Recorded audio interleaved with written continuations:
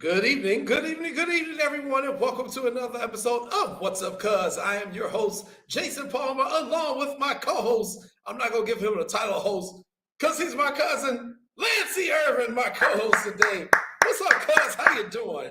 Man, I'm doing great, but I just noticed something about you, cuz. Yes, sir. Yes, sir. Yes, Well, sir. for the last couple of weeks, you didn't kick me to the curb. It's supposed to be a sports show, but you come up here dressed up. I mean, you didn't change your headphones on me. I get it. I understand. Now you got on a sports shirt, a button-up shirt. I mean, what's going on with the shirt? So it's summertime, shy. Best time to be in Chicago during the summer. So you go to some more relaxing kind of wear. So I went to my Jimmy Ah, Buffett Margarita White Sox shirt. That's what I'm wearing today. I got this on what's the that? Margarita Day. This is my Did you? Jimmy Buffett Margarita White Sox shirt. This is a White Sox shirt. This is the Is one they were that? giving I away can't at the game. stand you. I can't stand Yeah. you. You have all the nice shirts. That's a white shirt for real, huh? Yeah. Sponsored by who was it? Beggars Pizza. Our boy Uh, representative. What's our representative from out there, the South? Napoleon, So Napo, Napoleon. Yeah, Napo got Napoleon. a Beggars Pizza. They sponsored these lovely. These are very comfortable too, Lance. I gotta say, because it Uh, start getting 90. You need some air. I don't want to have no taco meat. I'm no, sure no, no, on because we air don't want with Sharice calling in on the show. I don't need Sharice calling in. There's other ladies calling, and we got a problem. We need to keep it classy. Keep it classy. Yeah, so everybody, welcome to What's Up, Cuz. Here on July the 18th, 2022. We got a great show for you. If you're watching us on that Sports Zone Chicago YouTube channel, go ahead and like and subscribe to that Please. channel. If you're watching us on Facebook Live, welcome. Make sure you put your comments and questions into the box. If you're on YouTube or Facebook Live, we'll try to get as many of those up as we can. Also, if you're watching us on the Sport Zone Chicago app, we appreciate that. And for all of our new viewers around the world who are watching us via the Sports Zone Chicago Roku channel, our new Nice, nice, Roku. I love nice, our Roku people. We nice. all over the world now. So thank you all for tuning in. And if you don't have the app and you want to know where you can get it, my cousin Lance is about to tell you where you can get that app. You can get the app at the iTunes store, the Amazon store, and the Google Play store. But you know what, cuz? Since we on TV now, I should kind of wear a suit. I should kind of step up Oh, my dressing game. Matter of fact, wait a minute. next week I'm on. See guys like Stephen A. Smith, Shannon Sharp, all them. They think they doing something when it comes to dressing and all that. You know, all those guys. Kendrick Perkins and everybody. No. I'm the best dresser. I'm a top 10 dresser, so I need to put on the suit. You don't think so, cuz? Do you know what? You know what? You got perfect time because next week you'll have an opportunity to wear a suit because we'll be celebrating. What we celebrate next week, buddy? Next year we are celebrating Is this our third year on? What is it? our third year anniversary. Very good, Lance Boy, Irvin. It'll be our it just third year anniversary it show. then flew by quick. Matter of fact, I need to come on like wear one of my Super 120 suits. The handkerchief and tie. I'm telling you, they don't have nothing on me. Those guys on for those other shows. Tell them to call me on the show. I showed them how to dress. We will be dressed next week to be celebrating our anniversary. It'll be our 3-year anniversary show next week. So Lance and I will be dressed appropriately for the occasion. So everybody get ready, and we're gonna have some more special guests for next week for our third week anniversary show. But hey, man, we got a fully loaded show today, though. We need to tell them what we got coming on today. Woo! Well, at 6:30, I dug. Jay, we dug deep in the bank for this one. We went and got your cousin, aka Mac Buckets, aka Mac Irvin, real name McLaughlin Irvin. See, people that really know Mac call him by his government name. You know, Mac is killing it on the women's AAU circuit. I think Mac since like the spring is like 30-1 almost, 30-2. The only loss they lost on ESPN last week. But with that being said, though, he's killing. He has a bunch of killers on his team because this big AAU season right now, Jay. Yes, it is. It's Yes, it it's coming is. to the end. And AAU, speaking of and AAU season, tell me about our second guest who's coming we on. got our man Aubrey Wright.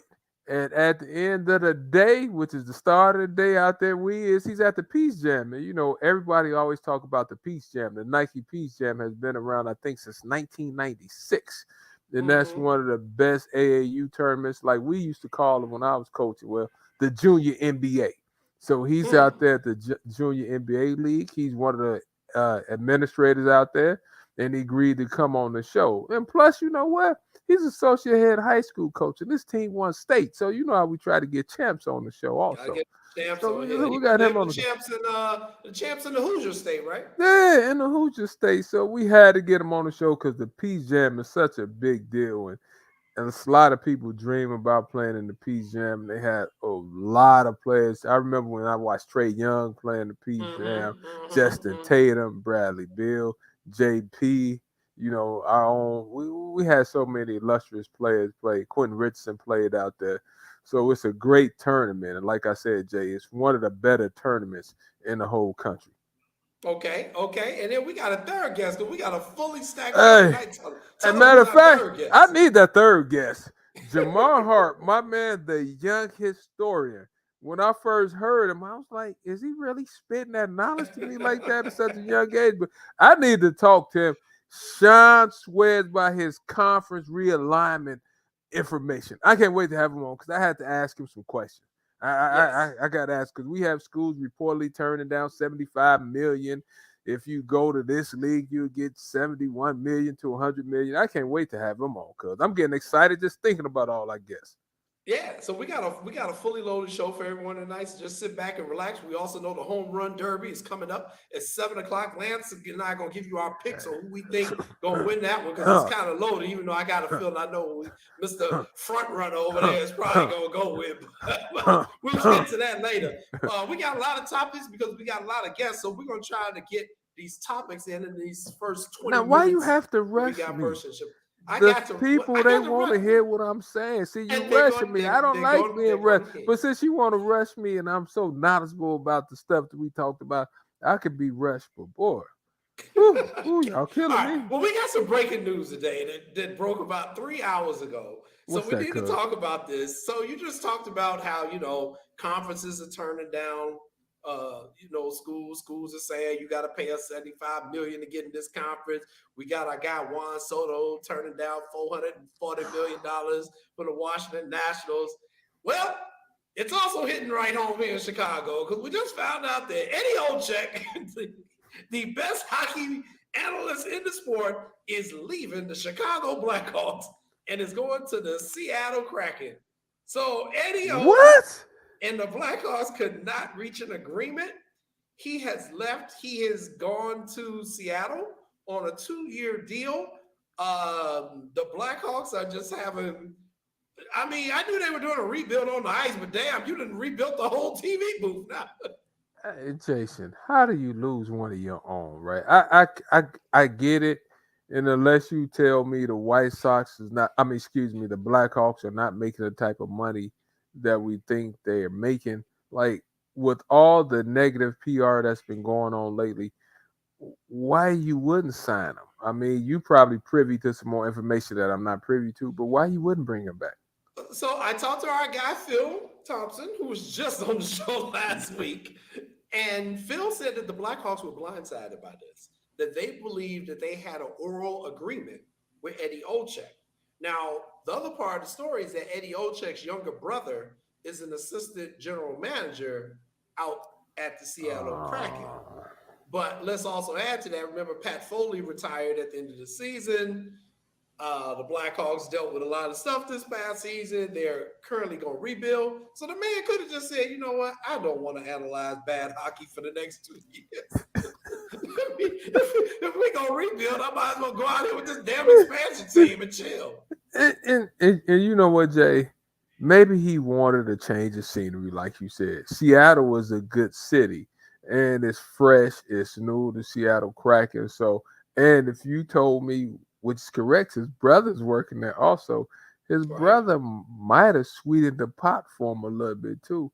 And sometimes, Jay, the way stuff been happening these days with people having secret meetings and all this stuff, maybe he did agree to it. I don't know, but maybe he had another meeting with his brother and just to inform the team. I don't know.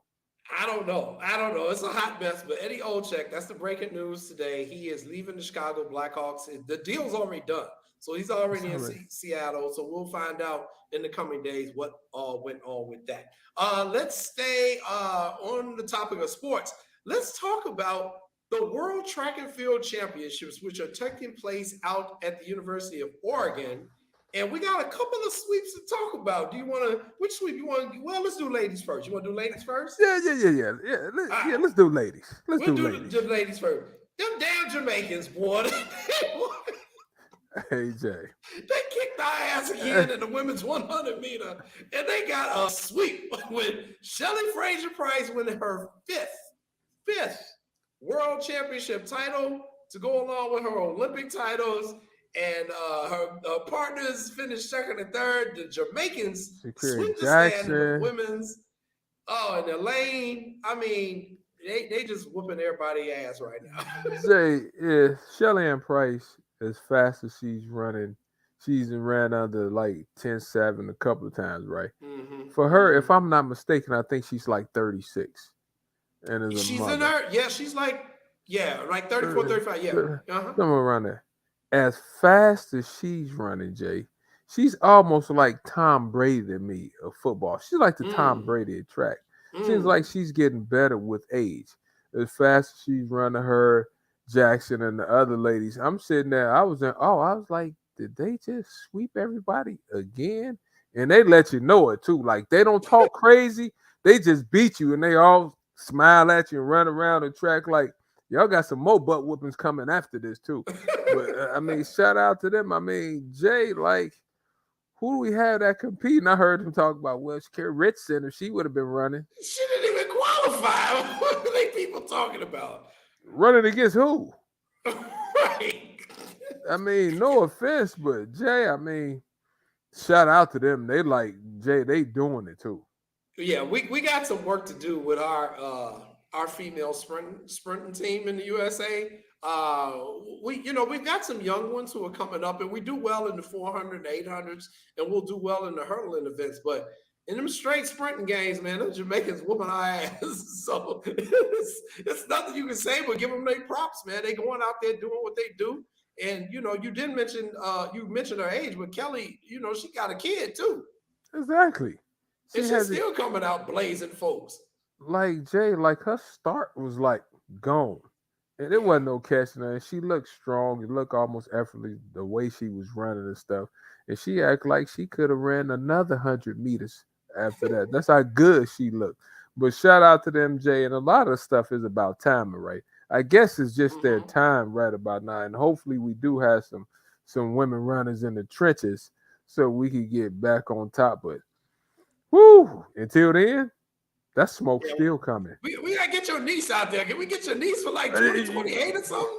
You know what? My niece is a hurdler, so she's big into that. But we need somebody out there, young training. And I'm sure it is, though, Jay. Matter of fact, let me write that down. I'm gonna do some research. I'm coming back with some young names. Yeah, come back with some young names, man. See what we can do. But hey, it wasn't all bad news. Because if we switch over to the men's side, the USA gave it right back to them as the USA men sweep the 100 meters led by my guy, Fred Curley. And Marvin Bracey won the silver, and Trayvon Bromell finished third to take home the bronze. The United States sweeps the platform in the 100 meters men's race. You know what? Fred Curley, Jay, 400-meter runner, switched to the 100 meters, right? Yeah. He shot out there, Jay. I thought I was watching a fullback run. He looked strong. Him and Williams and those guys, Jay, them fast guys. I think he ran like a 9.87 or something incredible. Yeah, he's like something like a 9.86, something like that. Yeah. I'm sitting there watching his form was good. Seriously, I said, you know what? He should probably try out for the Bears and be a fullback. You see, because he looked awfully strong, Jay. But we did sweep that event. Shout out to everybody. So, like you said, we did own that, and we are owning that event right now. But we'll see. The one thing about sports, Jay, it's always somebody knocking at your door. So you got to continue to train and continue to work. But those guys really fast to finish 1, 2, and 3 at a major event. I mean, that's huge. I know those guys feeling good right about now. Without a doubt. And in the mixed 400 meter, relay, the USA finished third. Allison Felix, a part of that team, she got a bronze medal. This is the end of her career, her last major race that she's run. I think she's got a couple more this season she's gonna run, but this was her last world championship. And I have so much respect for Allison Felix, just as an athlete, as a person, as an ambassador for the sport, as an ambassador for women and women's rights. After what she went through with Nike, they wanted to get rid of her contract after she had the kid. She's like, wait, whoa. Shelley Mhm. Fraser's still winning when she had her kid. Why Exactly. y'all bailing on me? So much respect for her. So I'm so happy to hear that she got third place in that. She actually ran a really good leg. They Mm-hmm. gave her a nice lead, and the young lady that was trailing her, she kind of closed the gap a little bit, but she actually ran a nice leg. And coming down the whole home stretch, they had to go. They had to go. They was in perfect position, but the young lady, she just couldn't hold them off. She couldn't hold Yeah. them off, and I heard some of the announcers saying we didn't send our best team there, which I don't know if that's true or not. But I'm saying to myself, why you wouldn't send your best team? Right. It's the world Well, championship. it's the world. Thanks, cuz it's the world championship. Nothing against the young lady. I can't remember her name, but she just couldn't hold them off. Then I'm hearing a comment like that. I'm like, we didn't send our best team. Why? Why Yeah. not? Why Yeah, not? that was an interesting comment. Why So, not? but congratulations to the Dominican Republic because they won that race, and that young lady ran Came heck of from a good. behind. Man, she came from behind. Of course, Sudi contacted me and What'd he say? What'd he he say? like, I don't know about the Dominican lady who won it. I like Sudi. I'm not. Don't start no stuff with me. So, Tell Sudi to start. Come on the show and start again. I like when Sudi gets started. Tell Sudi to come on the so show and get started. so that was interesting. But hey, congratulations to everybody who is running there. And our girl Shamir Little is running in the 400-meter heats, the 400-meter hurdles. Her heats Nice. begin, I believe, tomorrow. I think the finals is on Thursday. So shout out to Shamir. Good luck to you. Everyone out there in Oregon, man, I love watching track, especially when you got the premier events like this. All right. Hey Jay, and that that Mhm. that that track in Oregon, just the whole Yeah, setup is first it's class. fast. It's Yeah. fast. Everybody always talks about how fast the track is, and I'm like, fast track. Ooh, okay. But it's a great environment, Jay. They really get into it. Shout out to the people of Oregon. That's one of the places I haven't been to actually play a basketball game. But if I Okay. ever go there, trust and believe, I'm going straight to the track. Got you. Okay, cool. Well, hey, yesterday, Major League Baseball officially reached the halfway point. The All Star game is tomorrow in Los Angeles. The Home Run Derby is coming up in about 40 minutes out there in LA. And both the White Sox and the Cubs won yesterday. The Cubs ended their 9-game losing streak. The White Sox, a great job of taking a 3 out of 4 series against the Twins, and everybody knows they needed that. So they finished the All Star break dead even, 46-46. I think is the record, something like that. That's it. But That's it. You're correct. you are one who always says to me, "You are what your record says you are." You. So let's talk about the White Sox first half real quick. First half, I think those of us that follow the White Sox, I think we was looking forward to them having a special year, right? Due to the fact we have a lot of young guys on the team, we have a lot of power. I thought our pitching was going to be better this year, which has been okay. I think 46-46. I'm not happy with it, but when I talk about the injuries, you always say, well, forget the injuries.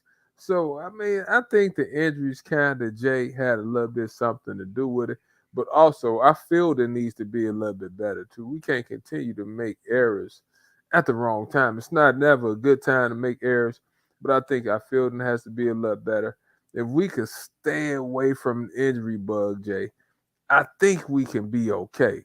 But I take 46-46, but I'm not happy about it. And one thing I'm concerned about, where there's smoke, there's fire. See, I learned from one of the best journalists out there. I learned from my cousin Jason, that's investigative reporter.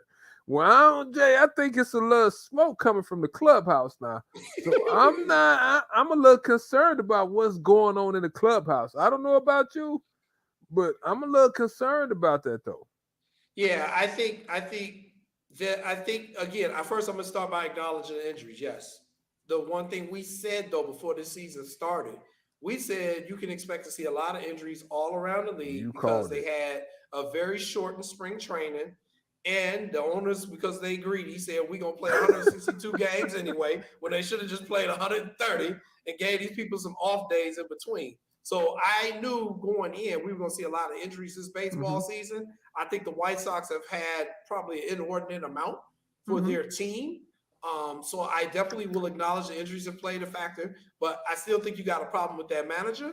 And there's definitely some clubhouse chemistry issues going on. Now, that said, Kenny Williams went to the games in Cleveland and they had apparently a closed door meeting.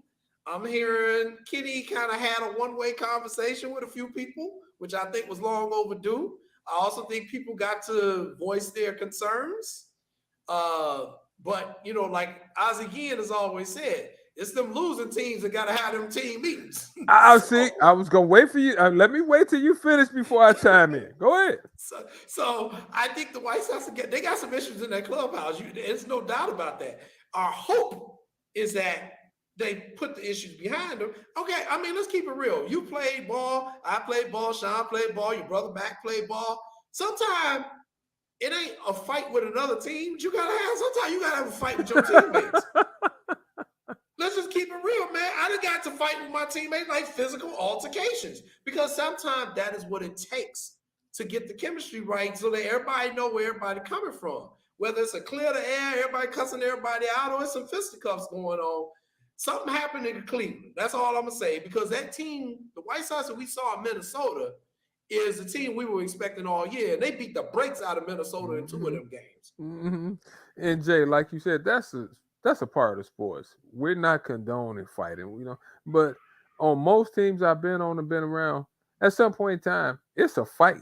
Somebody going, it's always a fight. Like people try to, well, the guys had a fight. They fight on every team. Jay, have you really been on a team that hadn't had some type of conflict? No, Whether it's somebody always a fight. smacked somebody in the back of the Right. head, it's Right. always a little skirmish. And like you said, Ozzy and the team meets. Team meets can be good, they can be detrimental. So you kind of have to watch and monitor what's being said in those meetings.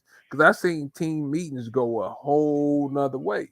And Yeah. like Ozzy said, it's always the teams that's struggling having those type meetings. Because teams just rolling and doing good, they got like guys like Chris Paul. Come on, y'all, let's go out to eat. Come on, That's y'all, right. let's go bowling. You never hear about them having no closed doors meeting. Nope. It's bad teams that do that. They're 46 and 46. Maybe that's who we are this year. Maybe we're just a 500 type ball club. Time Yeah. will tell. Yeah, time will tell. I'm going to try to wipe everything that's happening behind them when they play again later this week. But it's Mm-hmm. hard, it's hard to get that out your conscience because they went through a lot of stuff. I was happy to see Johan Makata the last few games. He's starting to hit the ball. I think he's one of the people who benefited from the cussing out from Kenny Williams because I think Nice. that's what happened. It's good to see that. But then at the other hand, then you got Eloy getting hurt, running for a fly ball. It's like, come on, man. Dylan Cease might be out a little bit, Jay. He's a little banged up. And also, Jay, at least they played almost like 18 straight games or something Yeah, crazy, yeah, And at yeah. least they won like I want to say 11 and 7. It might have been 12 and 8 if I'm, somewhere around there. So they are doing a little bit better. And you said something key too, Jay. I also think when you playing 162 games with very few days off, that's taxing on your body too, Jay. Yeah, it'll kill So you, man. I mean, I don't know, but it's a tough situation. Hopefully they would definitely do better. I'm hoping. Yeah, I'm hoping they do better too. You got the second half of the season. Good thing is you're not far behind the Twins in Right there, Cleveland, and they third. not no world beaters this year. So you Mm-hmm. got that going for you. So we'll see what happens. Let's talk a little bit about the Chicago Cubs. They broke a 9-game losing streak yesterday against the Mets. But we're being realistic. This is a rebuilding year for the Cubs. But what you want to do if you're a Cubs fan, you understand they're gonna lose, but you don't want to see these 9-game losing streaks like they just had. Okay, you lose 2 or 3 in a row, that's one thing. Let's get a win there, or let's string 2 together.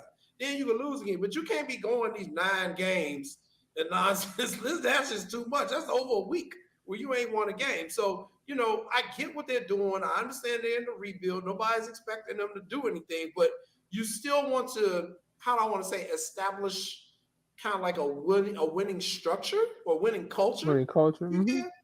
So I don't know. What's your thoughts on the play? You know what? My thought is 2 words: Juan Soto.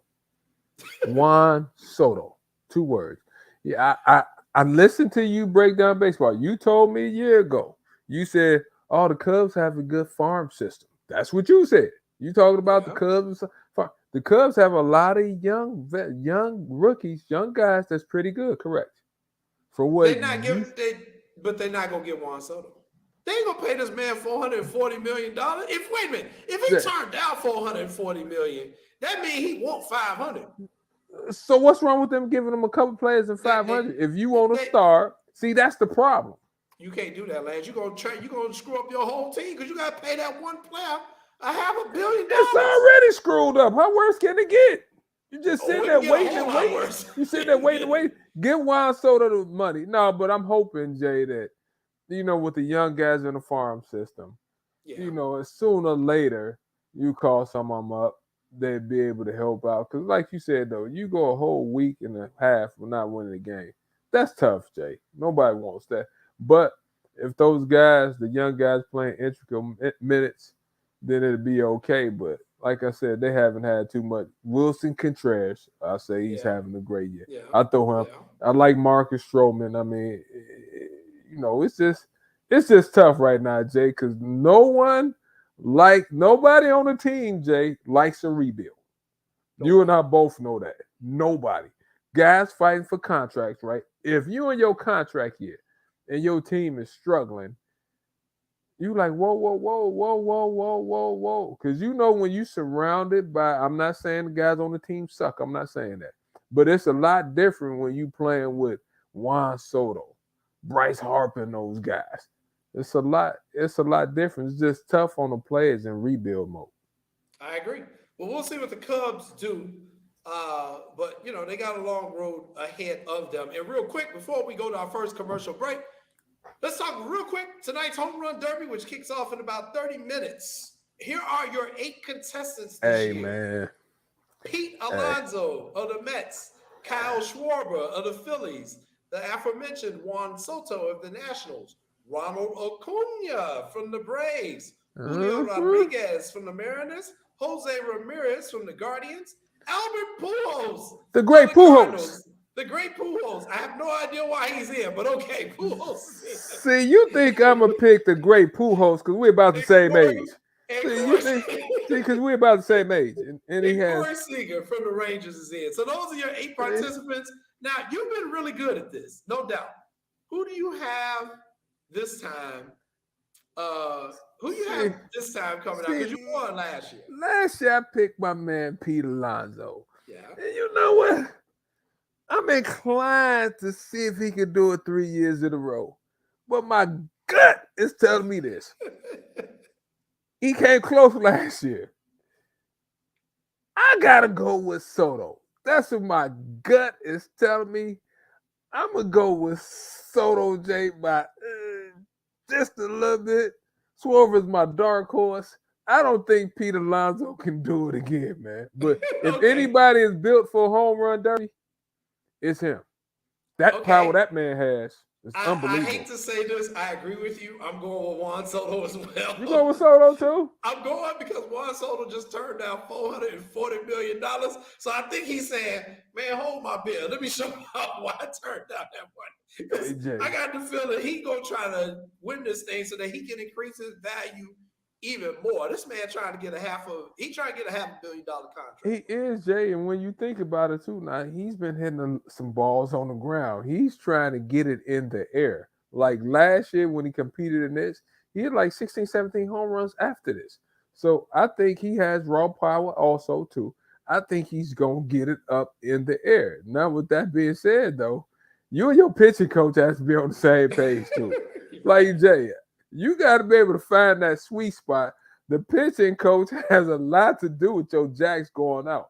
Now, you tell me this. I heard the balls are going to be kind of extra juicy tonight. Yeah, and he hit a ball 532 yards last year. 532 feet. He sure did. So we'll see. We shall. I'm taking him, though. All right. Well, we both got Juan Soto tonight. Coming up at 7 o'clock is the Home Run Derby. All right. We're going to take a quick commercial break, and then we're coming back with our first guest, our relative. Boy, we know we be getting our relatives on this show, don't we? Hey, we try to give them a platform, Jay. We give people a platform that needs to be have a platform. He's doing well too. Now ain't nobody beating Mac out here in this circuit. It's well deserved. This ain't no nepotism guest we got tonight. This is well deserved. So coming up next, Mac Irvin III from Mac Irvin Lady Fire. We're gonna take a quick commercial break. We'll be back. You're watching What's Up, Cuz.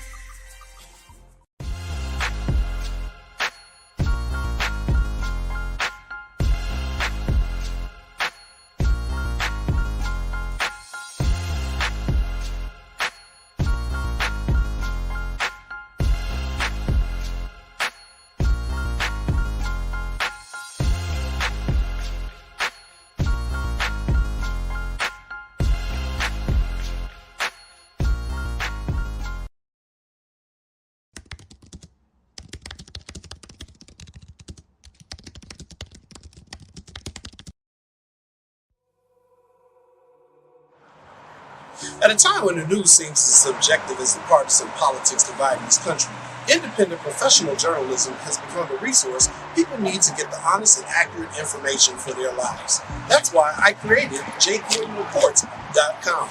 As a born and raised Chicagoan, I know this city better than anyone. So my investigative stories are all original, and they'll go deeper to expose the truth by using information obtained from public information databases and in-depth interviews with the movers and shakers. My feature stories will introduce you to people and businesses who are changing the world, not just Chicago. My missing person stories will spotlight those who you don't hear about in the mainstream media, who are often overlooked. If you want to hear my personal views on things around the world, check out my blog site, which is based off of factual information on my life experiences. There's also past episodes of my weekly sports podcast show, What's Up, Cuz, that I host with my real-life cousin, Lance Irvin. So if you're looking for all this information and more, check out JCoyneReports.com and follow me on Twitter at JCoyne.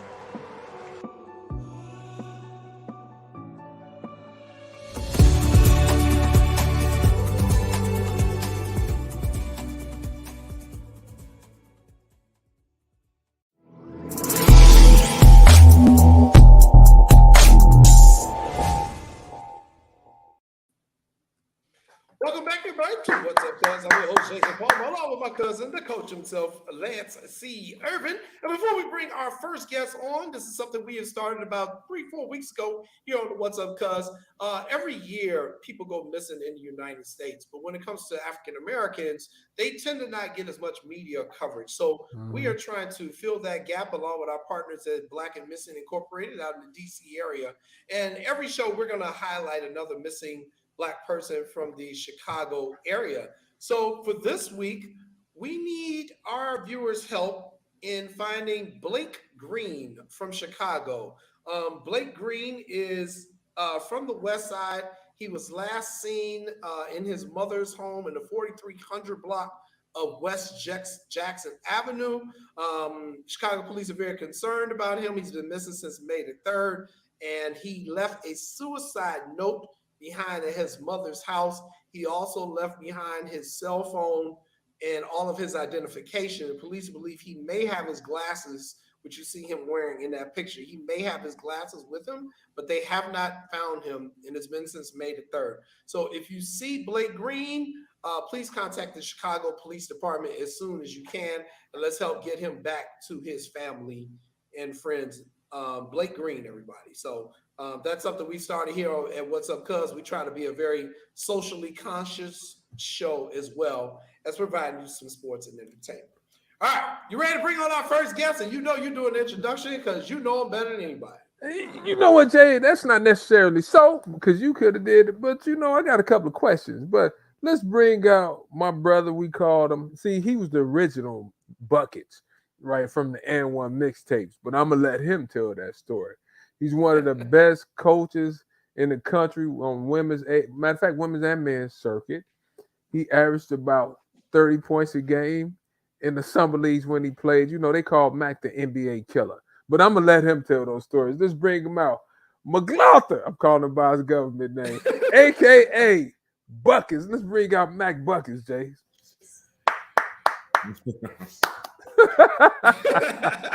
What's up, cuz? How you doing, man? Welcome to the show. Thanks, man. Hey, I'm just happy to be on you guys' show. I was getting a little jealous. I saw Nick on here. I didn't get the invite. Hey. Reason behind that. Okay, let's be honest. Mac, you ain't easy to catch up with, bro. I agree with that. Hey, that's by choice, so I can tell people if I don't feel like talking to somebody, I can be like, man, I was busy. Hey, Mac, I gotta ask you this before we get started, though. Back in the day, you think you could have won a home run derby? Yeah. Hey, I always think about that, man. I was like, when y'all was talking about the home run derby, I was like, man, I think I could have won that. I could get caught on them guys. I could get them guys. So for those of you who don't know, Mac was just as good of a baseball player as he was a basketball player. He went to Williamsport with Jackie Robinson back in the day. What year was that? Was that 82? Y'all went? 85. 85. He was the catcher and a pitcher, and he hit a home run. He hit a home run in Williamsport, Lance. So, he can back it up. So, the question people ask me all the time, Lance, is why did you choose basketball over baseball? Good question. You know what? It just got a little hot outside. Plus I started growing. I got a little taller. I was like, I think I'm gonna play basketball. It got a little hot outside and all in the summertime. So, and plus I was watching all my brothers play basketball. I was like, yeah, I think I'm gonna try that. Okay. And what do you think about yesterday was the first round of the Major League Baseball draft that started. It's still going on, but like 7 of the first 18 picks yesterday were all African Americans, and I think it was like 11 that went in the first round. What are your thoughts on that? Because we're trying to get more people from our community into baseball. I thought that was great to see all those young kids. I was watching the draft because I have a kid on my team who's friend with the Collier kid. So okay. Yeah, so we was watching. He had me watching the draft, trying to see where he was gonna go and stuff. But I think we just need to get kids back in the back out here playing baseball because I think because of how tough it is in Chicago and stuff like that, kids tend to not want to play out in the parks anymore. So I think that might be a big part. But I think it's trying to come back a little bit more now, and I think that's gonna be huge.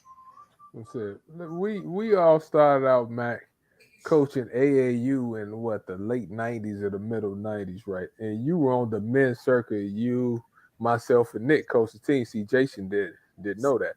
But you transitioned to the women's side, Mac. What made you transition from the men to the women's side? You want the truth? Yes, it's us. We kind of know it anyway. Hey, you want the truth? Let me do this for okay. Well, Corey. Corey kind of was the reason why. She helped me see that women were pretty much the same as men. Coaching women was the same as coaching the guys. So I was like, I went to some games and stuff because at first I was like, man, I'm not going to no girl games and stuff. And then, but I had to if I thought I had a chance with Corey. So this might be all right. But that kind of helped the transition. With me going over to the girl side. So plus I knew the boys' side was in good hands because Hey, me, Nick, and Lance was sitting on that sideline. We was a tough crew to deal with, So I was like, okay, they in good hands. Then I was like, okay, let me go on over to the other side. This is like year 25 for you, Mac. What have you learned about coaching on the women's side in like year 25 plus? I learned that you pretty much got to change with the times. Mm-hmm. You know, I coach a little different than I did back then, even far as back as 10 years ago. You know, I just been trying to pretty much change with the time because the kids are always different. Mm-hmm. As you know, you coach with me. You know how I used to talk to some of the kids. You know, they still knew I love them, but you know, I was a little tougher. Back then. You know, I ain't saying I'm a little softer now, but you know, when you have kids yourself, you tend to get a little softer. There's nothing wrong with that. Now, you know, is it any different, Mac, coaching on the circuit? Because when you started out, I don't think it was as many teams then as it is now. Do you see more girls playing and more teams coming out than what it was when you first started coaching? Man, I think it might have tripled, quadrupled. It's like it's so many teams now. I mean, even trying to get players and stuff, that's how you could tell how many different teams it is now. You have probably, I don't even know. The area probably had about 3, 4, 5 teams early on. Now it's probably like 100. So, you know, I don't know if that's from girls want to play more basketball or parents want to start up their teams. Mm-hmm. So, you know, I don't know, but I know it's way more competition right now. But which isn't bad. It's just more avenues for girls to have places to play. Well, I agree. And you know, just kind of the other side to that, Mac, the other side of that argument is, and so we can have this conversation, especially on this show, because we know what your father and what Sonny Vicario, what the idea was when they put together these teams and kind of started this whole travel basketball circuit. And I tell people this all the time. Sometimes I hurt some of my friends' feelings. I'll be like, well, my uncle and Sonny decided this. It was supposed to be for the elite players. It wasn't just for everybody. Like, some of y'all need to be playing on the YMCA team. Like, and that's just the truth. They wasn't saying, okay, everybody, we gonna all travel. I'm gonna leave that one alone. They said they taking the best. But okay, it's turned what it's turned into. You obviously still are coaching very elite players. Tell us how many different teams you all have with the Mac Irvin Lady Fire, and what age they start and what age you go up to. Right now, like in the summertime on the circuit, we have 5 teams traveling. We have 2 17U teams. We have a 16, 15, and a 14. And then we have like a mixture of kids that we put in different tournaments, like locally, from probably 5th, 6th grade up to 8th grade. Mm-hmm. So that's like 6, maybe 6 teams. And what is it like organizing? I mean, that's a lot of games, that's a lot of practicing, that's a lot of traveling. I don't know how you keep all that going. Man, you just gotta have a good support system. You gotta have good people around you, and I think that's what that's what makes it a little easier for me to handle all this stuff. You know, Mac, I went up to the gym about a month ago, Jay, and Mac had a bunch of former players up there. Talk to us about some of your former players you had in the program, Mac, and how they come back and help you out. Man, that's, you know what, I tell kids that's the best part of it. That's the best part of it. You know, starting back from way when we started off, we had Candace Jackson, Danielle Campbell, Aaron Dickinson, and Amanda Thompson. Those were the first. That was like the first group that we had. And they started off, once they finished playing, they started off coming back helping the next group, you know, like Shorty, Mariah, Cara, Snacks, Portia. So it kind of carried on from there. And I realized that the kids love when they come back. They love when they come back because actually when they come back, they play against them. And you know how it was back in the day. You know, we used to have fun. We talk so much stuff to them, then they come back talking to stuff to the new kids now, which is which creates a great atmosphere. Great atmosphere. You know, Mac, and a lot of them doing well. Like we had Nene on the show. And I told him how Nene played on my team, but you was trying to steal her, but you had like Janae, you had Trixie, you had all them on your team. So Mac can stack his team, but Nene stayed true to the cause, man. Hey, I learned the stacking of the teams from Magic Johnson, man. When I used to watch him in LA in the open gyms, man. You play with him, he picking up James Worthy, he picking up Shaq, he picking up every best player in the gym. So that's how I am now. What he used to do, Mac? So what did Magic used to do? He gonna pick the best players in the gym, and then everybody else get to pick. Which so gonna be five Hall of they have 5 Hall of Famers. Hey, Mac, so Magic come in the gym. Everybody knew Magic had first pick. Yeah, Magic pick whoever he want, and then everybody else get the leftovers, which wasn't chopped liver now, which wasn't bad. But he gonna get the best of the best first. So in other words, Magic gonna say, "I'll take him, and then you get to pick everybody." Yeah, exactly. So Magic will really pick. Let me get James Worthy. Let me get Reggie Miller. Yeah. And everybody else, and then everybody else. Then they put the other teams together. Wow. Well, that's what a Hall of Fame will get you, Mac. But you know what, Mac? Some of your former players, Jason and I talked about this, they're coaching now. We mentioned Eric Dixon. We had Aaron on the show. How many coaches? It's a couple of coaches out there, right? And how do you feel when you see them coaching?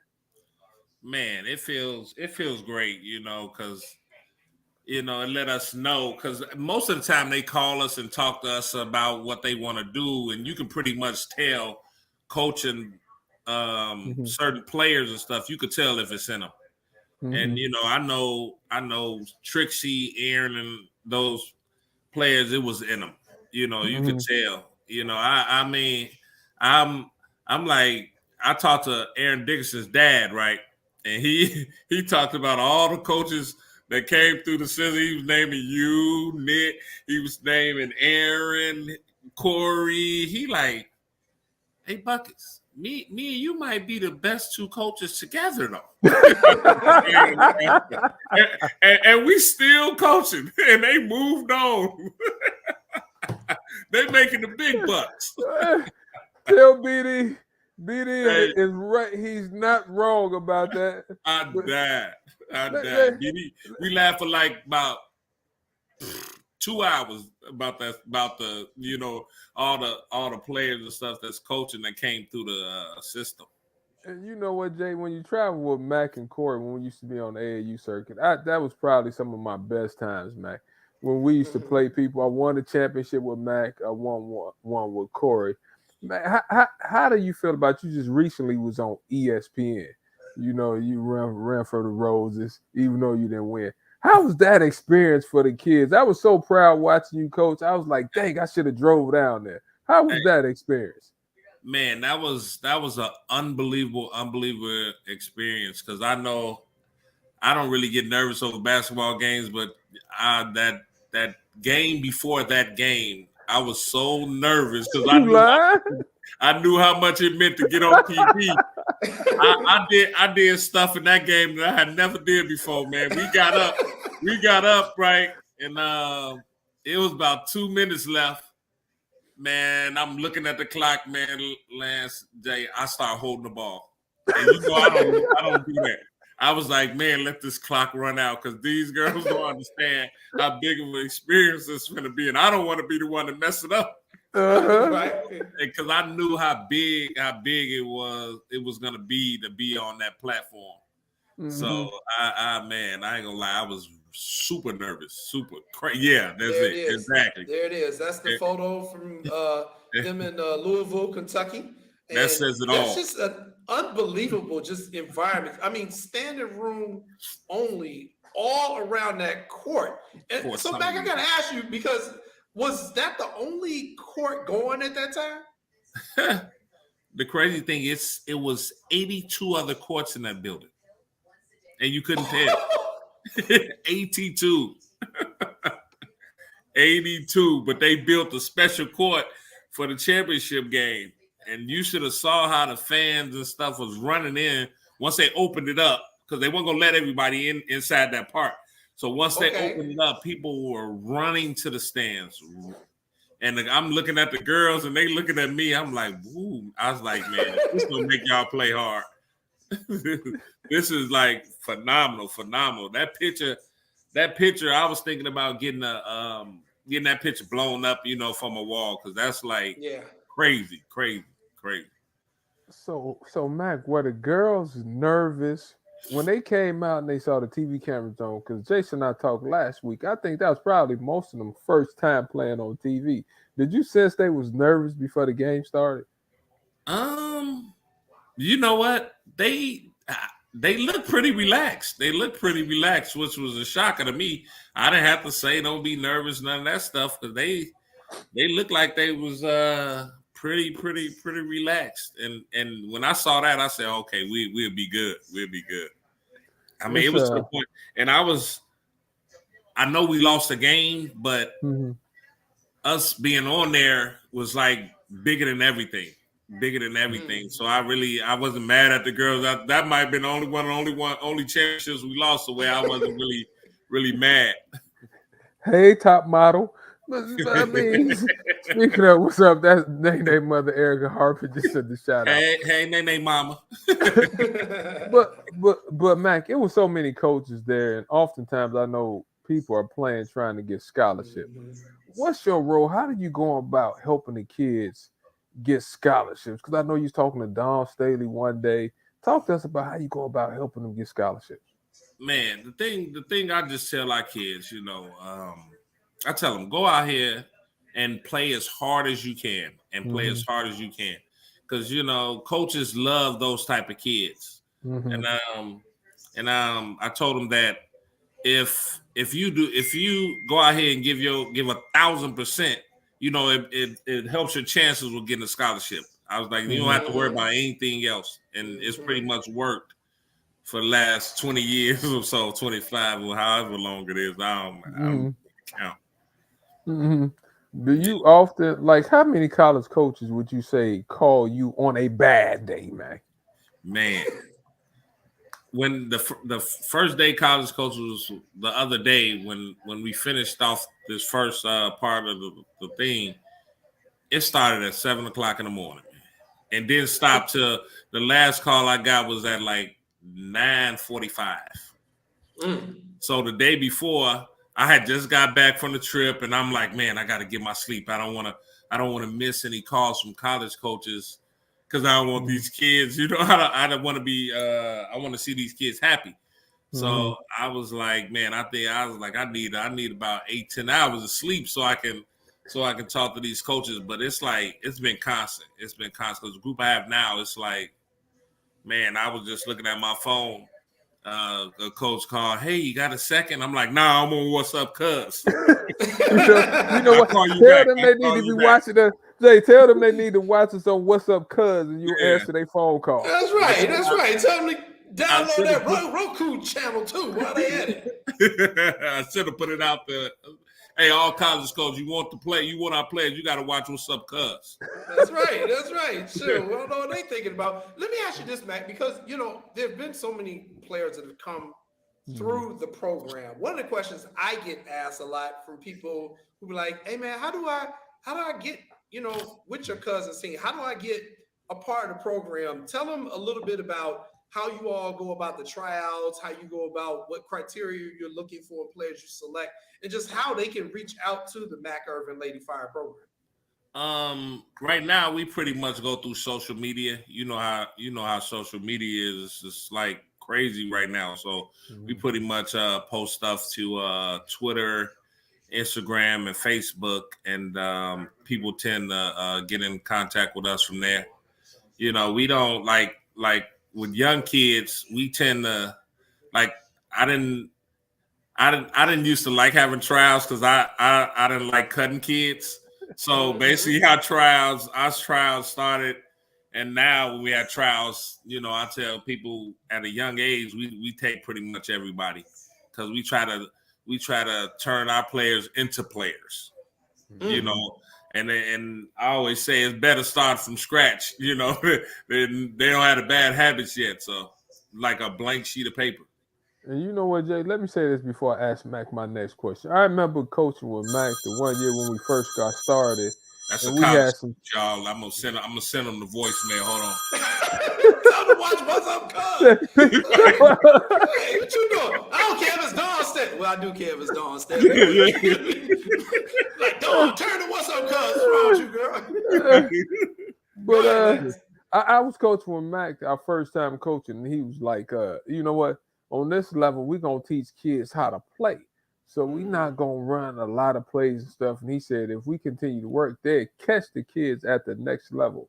And we used to always catch them at the next level the older they got. But one thing Mac always said, we're gonna teach you how to play. And speaking of teaching how to play, Mac, I can't have you on the show without talking about my nephews. My nephews, they're not going off on me for not talking about my nephews. So you had 3 sons. Talk about my nephews and talk about how their basketball career has been coming. You got Lil Mac. He's the oldest at 13, finna be 14. Then you got Lil Corey, who's 11. No, 10. I say 10 and 3/4. He'll be 11 coming up, and then you got my main man, Mickey McCoy. Yeah. Lil Mac, you know what?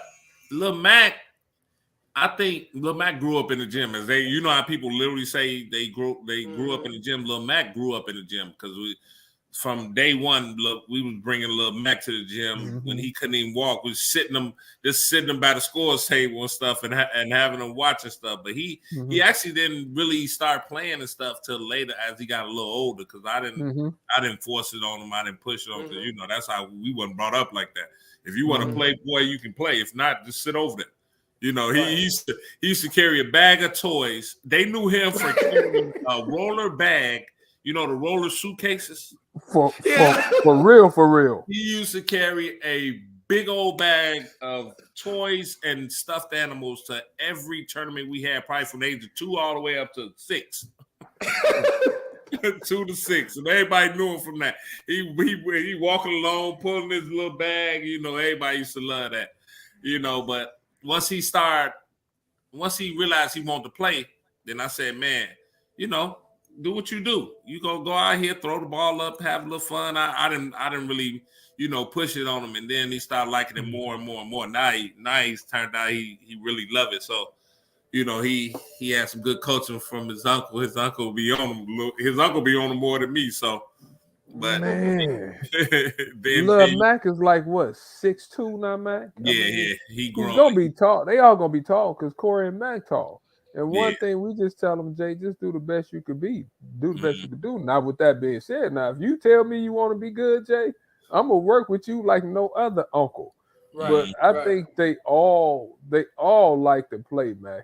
And baby Corey got the handles, Rascal can shoot, and McCoy gonna have everything. He just gonna be a dog. McCoy just gonna be a dog. Little Corey, he gonna be the smooth, the silky smooth. You know, he gonna shoot the jumper. He gonna pass. He ain't gonna be a ball hog like me. You know, he gonna do it all. With McCoy just tough. McCoy just gonna beat you up. He gonna bully everybody. That's what I said. but I gotta ask you this: since everybody in the family think they can shoot, man, who's the best shooter between you, Byron, Corey, and Nick? I'm gonna leave Mike and I out of it, but even on my shot, they got better. Who's the best shooter in the family? I like to let other people answer that question. hey, you seen all of us? I'm gonna let Jason answer it. I'm pushing it to Jason. It ain't really much of a difference to me because everybody can shoot it. Like all of them can shoot. It's like, I mean, I saw all of you play. I saw Byron bust 50 on people. I saw Mac just doing all sorts of stuff in high school and his squad wasn't even as strong as maybe a squad Byron was on. I think it was most fun when all y'all were playing together, kind of had Julian there for a minute. Yeah. But, and then I saw Nick when he was doing his thing. So I can't call that one either. That's a tough one. Let me ask you this, though, because we got like 3 minutes left, and I definitely can't have you on here without talking about her. Otherwise, you're going to get divorced. So your wife, Corey. Corey is now down. She just got a new job. She was at the University of Illinois. She's now down at Mississippi State. I got it right. Mississippi State, right? Yeah. Talk to me about being married to a college coach and having these 3 boys to raise. You stole my question. 2 different states. You stole my question. How's this thing working out? As you know, you don't hear nothing, but you might hear the dog outside. So me and the dog, we back at Corey's. We still where Corey coached before in Champaign. So we the ones stuck here right now. But you know what? Even when she said she wanted to coach and wanted to move to Mississippi State, guess what I told her? I told her, I said, Corey, I done lived all around the world. I've been to 22 different countries. I said, it don't matter where I live at. You didn't follow me around. I'll follow you around. Ain't no big deal for me. I can pretty much adapt to living anywhere. And the hardest part about her not coaching college now is that now I have to do the little stuff of the AAU team now. I have to do all the paperwork. All the paperwork. I got to set everything up. I was like, man, I really respect you a little more, Corey. I said, this is tough. This is tough, man. Y'all don't understand. Y'all don't understand. Yeah. It's been a great journey. I wouldn't change it for the world. So, Mac, when is the next tournament coming up, and when can the people see? How can the people see you? The next tournament we got coming up is actually in a few days. We'll be in the Sizzler in Michigan, and then we go to the Select 40 summer finale, which is the championship of the league that we play in. So we'll be competing to try to win a championship. Most of the stuff is on social media or Baller TV. You can find most of our games on Baller TV. Right. Or on my player's social media page. Yeah, tell me about it. I told you he's a busy man. We told you he was busy, folks. That's why he just now getting on the show 3 years later. The man is busy. Hey, thanks a lot, cuz, man. Appreciate you taking time because I know how busy you are. Best of luck to you, and I'll see you in a few weeks, man. We'll all be together pretty soon. So yeah, my man. I appreciate y'all finally having me on. Hey, before we leave, yes, Mike Jumper is the best. All right, bye. All right, we're gonna take a quick commercial break, and then we're coming back with Coach Andre Wright. You are watching What's Up, Cuz.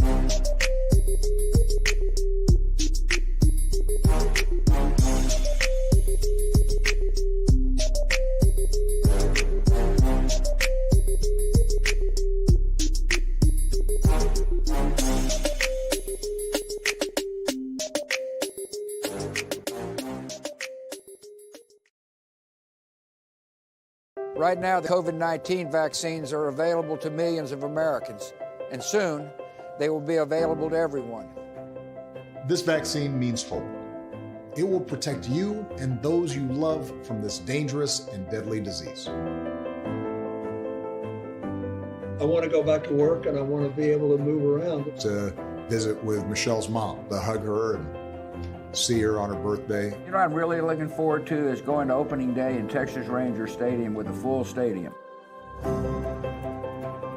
We've lost enough people and we've suffered enough damage. In order to get rid of this pandemic, it's important for our fellow citizens to get vaccinated. I'm getting vaccinated because we want this pandemic to end as soon as possible. So we urge you to get vaccinated when it's available to you. So roll up your sleeve and do your part. This is our shot. Now it's up to you.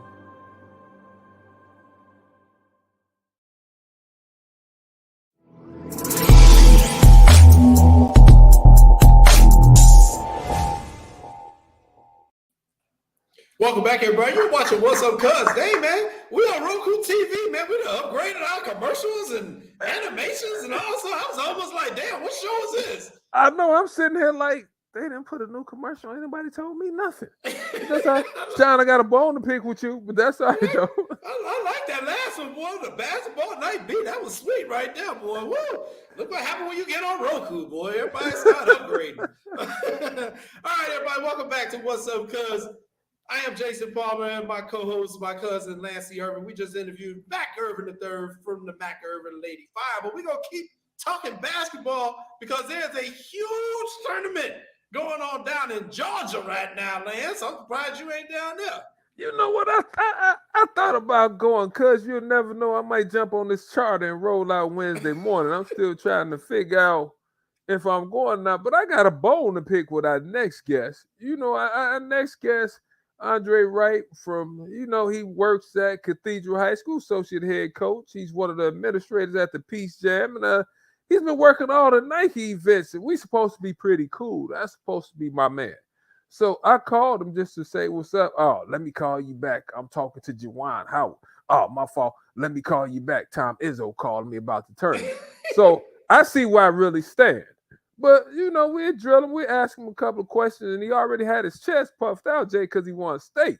So you know how we act a little funny when we win something. I'm just happy he wanted to be on the show. I mean, he actually taking time away from the tournament. Can you believe it? Yeah, that says a lot about what people think about our show, man. So I thank him for doing that. Bring him on, Sean, Coach Andre Wright. Why are you laughing? Did I say something wrong? No, I'm laughing is because the people that I'm hanging up to talk to are most of the people that you probably introduced me to somewhere along the way. So you can keep giving me credit all you want, but the credit really goes to you, man. No, I'm giving him credit. I mean, Jason, we're in Florida. I'm supposed to be Dre's man. We supposed to be tight. Oh, my fault, Irv. Hold on. Here come Tom Izzo. So he's like, hold on. I'm serious. Then here comes Juwan Howard. Hold on. I'm like, look at this dude right here. But I ain't gonna get started on you. So you saying he was big time in you, cuz? He started big time? He big time in a polite way, but he made up because he came on the show doing the Peace Jam. Dre, man, we appreciate you having us on. I was doing my job, man. That's part of my responsibilities of the tournament. So I had to make sure I give him a check, man. That's right. You know what, Dre? Everybody talks about the Nike EYBL League, and you've been a part of the league as a coach. You've been an administrator in the league, what you're doing now. Talk to us about what's so good about, and you coach the AAU team. What's so good about the Nike EYBL, Dre? Man, just the level of competition. I heard you talking earlier about guys that say they want to be great, guys that, they say they want to be good. And, I know some that shy away from playing on, the EYBL circuit. Uh-huh. They don't want to leave the organizations they're with. And, down the road, it hurts them. If you look at the guys that get drafted, what circuit did they play on? You look at the guys that's playing at a high level in college. They've all, majority of them have played on this circuit, and they're, to be honest with you, they're getting more prepared because of the level of competition they go against. I mean, I ain't even talking about the ranked guys. I'm talking about the guys that's out there trying to earn a name. And, the guys that you don't even know their name, and you go out there and you lined up against them, and they just killing you. And you like, who is this dude? And, they're just trying to get their name on something or get recruited And, it's just a different level, man. And you try to tell people, but until they actually see it, see the level of competition and see how these, and then you got real officials. We got SEC officials. We got Big Ten officials. We got ACC officials. So, and they're going through their training so they can get better at their craft. So, I was sitting next to, I ain't gonna name drop, but I'm sitting next to LeBron Go James. ahead, name drop. Go ahead, name drop. From LeBron James watching, he stuck around after his kids play to watch Indy Heat play Oakland Soldiers, and then, I left one gym where his youngest son was playing. And I mean, you got people lined up against the walls and, Carmelo Anthony was here. Russell Westbrook was here. We've coached, against, and you've been on those sidelines too, Lance, sitting a couple feet from Chris Paul coaching his team or Bradley Beal coaching their teams. And these guys get after it. They're intense. And, a lot of guys are trying to get to that next level. And if you want to get there, this is where you're playing at. You know what, Dre, I tell people all the time, when you sitting on the sideline coaching, like you was over there coaching, matter of fact, you got to send us one of those T-shirts too. I like the T-shirts you got on. You need to, I'm saying that. Can you send us a tester, Jay? We need one of those shirts. This is this was pre-COVID. This was 3-4 years ago. Well, I don't want that one. We need the new one here. I had to pull this out COVID hit us all hard. Nike ain't giving out stuff like that. I got to wear my own stuff. This is why I saved Being on the sideline coaching, you just touched upon the coaching, right? Did you think the coaching was similar, like when we coached in college? Did you think the coaching on the circuit is almost as good, but right there with some of the college coaching that we have done before? It's like anything. It's organization to organization. Like some guys really put into it. Some guys, like myself, or when you was coaching it, or you're Mac Irvin. Like, guys got college experience, guys got pro experience. So some guys are doing it at different various levels. But I tell you, the one thing that's consistent across the board is how hard kids play and the level of toughness that you have to have to even step foot on this on this circuit. And like I say, you can talk about it, but until people actually see it for themselves, they don't, they think you're just talking, because everybody hypes up their team, AAU team, their circuit, or the tournament they played in, how good it was. But this is a different level. Yeah, no doubt. It always makes you remember, Coach, right?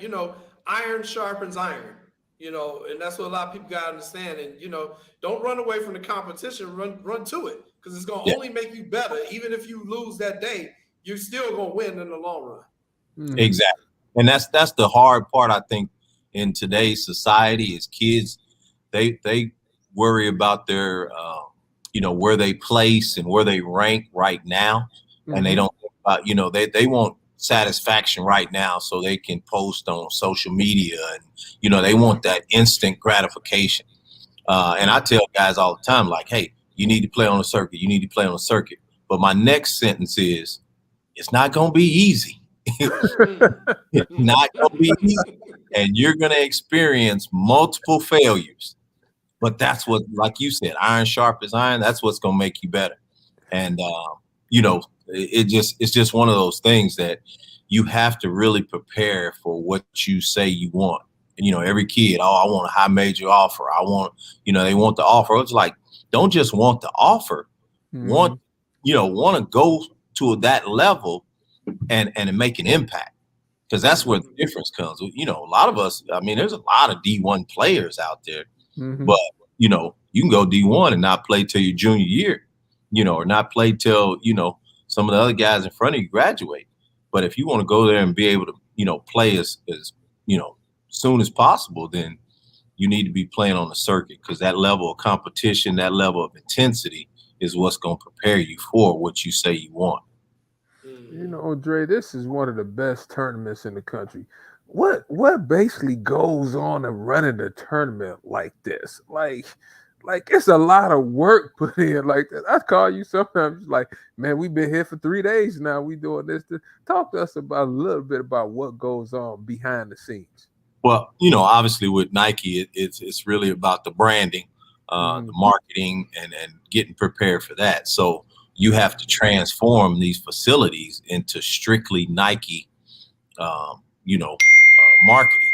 And so with that being said, like you have to come in and you have to put the floor decals down. You got to, get with somebody and put, we play in what they call hybrid NBA rules. So now you got to put a NBA line down, and just, all the signage, all the logos and things hanging from the ceiling. Here at Peach Jam, everything, when you drive up, they got swooshes on the pavement, they paint the grass in a swoosh on the grass, like, you see at the golf courses and things. All the signage coming in, all the wristbands, you got to get all that stuff shipped from city to city. And, we have 4 stops before you get to Peach Jam. So, all these different things have to get shipped. You have to be in accordance with security and, just learning the lay of the land of who you're dealing with at the facility. You name it. It just, a lot of different entities have to work together to get the tournament going. And then obviously you're working with, you want college, the best officials you can get. So you're working with the head of officials from one of these different conferences, making sure all those things are coordinated, and you have locker rooms and you have certain space, and NCAA can be out for, I want to say it's like 2 or 3 of the tournaments, live periods. So you got stuff sectioned off, and you got to be in compliance with the NCAA for different reasons. So, it's just a little bit of everything. You got concessions, you got hospitality, you got food services you have to be in accordance with. So it's parking, you name it. Then everybody want their credentials. It's and then it's a group of us, that all work together. We all have different responsibilities, but it takes some work. Coach, question I have for you is, that is a lot of work, what you just said. And then you still have your high school responsibilities and working with that program and building that. How do you balance out the two? And which one of them is tougher for you? Good question. Obviously the high school is just tougher just because, you have to be involved in every facet with those kids. Obviously I work at the school where I coach at. So, I have to interact with them on a daily basis along with doing my day job. They're at the school. It's just a longer season, and it's a daily grind of practicing and building and, trying to, peak at the end of the year, February, March, late March, you still want to be playing. And then as soon as you cut down those nets, you got AAU practice tomorrow, so obviously the tough part about basketball, I always tell people, college or high school, is it spans over all the holidays. So, Thanksgiving, Christmas, New Year's, and then the holidays, the smaller holidays, that are in February, and, you'll want to be playing during spring break, so potentially you have to try to motivate and find kids that are willing to sacrifice so much, for the sake of obviously the team and winning. And then, they have their individual goals that you're also trying to help them achieve. So it takes to me, the high school takes the largest toll on you because it probably interferes with family a little bit more than AAU. AAU is something you can choose to do or not to do. Well said. So high school is you make that commitment, and it's a longer commitment. And just a follow up to that, because you just explained it, and this is like a year-round operation you have. We hear all the time from professional and high-level college coaches about burnout. They get burned out. But I think for people like yourself, you all are at risk at burnout too, especially, if you got family, your own kids and spouses. How do you keep doing this without burning yourself out? What gives you that balance off the court? Early on, before you get, pre-kids, pre-marriage, those type things, you're going hard, you're trying to reach a certain level. And I think a lot of the things that you experience that you don't realize at the time is setting you up for your successes in the long run. So for me, the biggest thing was finding the right mate, finding somebody within what I do on a daily basis that understood the grind and communicating that to them, during the dating process. And then obviously when you have kids, just individually, your values of what's important to you, you start to find and make those adjustments on your own. So for me, one thing I learned not to do is take stuff home. I leave it there at the school, or when I go home, my daughter or, see my kid, I don't want to talk about basketball. And I picked up some things from, mentors and older coaches. I don't answer the phone, or I don't look at text after a certain hour at night. Whatever those issues are, I've learned that they'll be there tomorrow. So you're not going to solve them that night. So I try not to take any of that stuff home. And, as you get older, you learn that at some point you're going to have to hang it up, and you may have to transition into a different thing. And that's what this is, this moving to the administrative side and helping out with administration here with the AAU stuff. I'm still able to be around basketball and get my fix, and, see people like Lance on the road, or see Izzo or whoever it is that I want to, guys, they dap you up and, do all those things. I still get that fix, but at the end of the day, I'm not held hostage by it by any means. And mentally you have to come, as a individual, you have to come to those, terms on your own, individually, and decide what's important for you. And that's how I juggle it.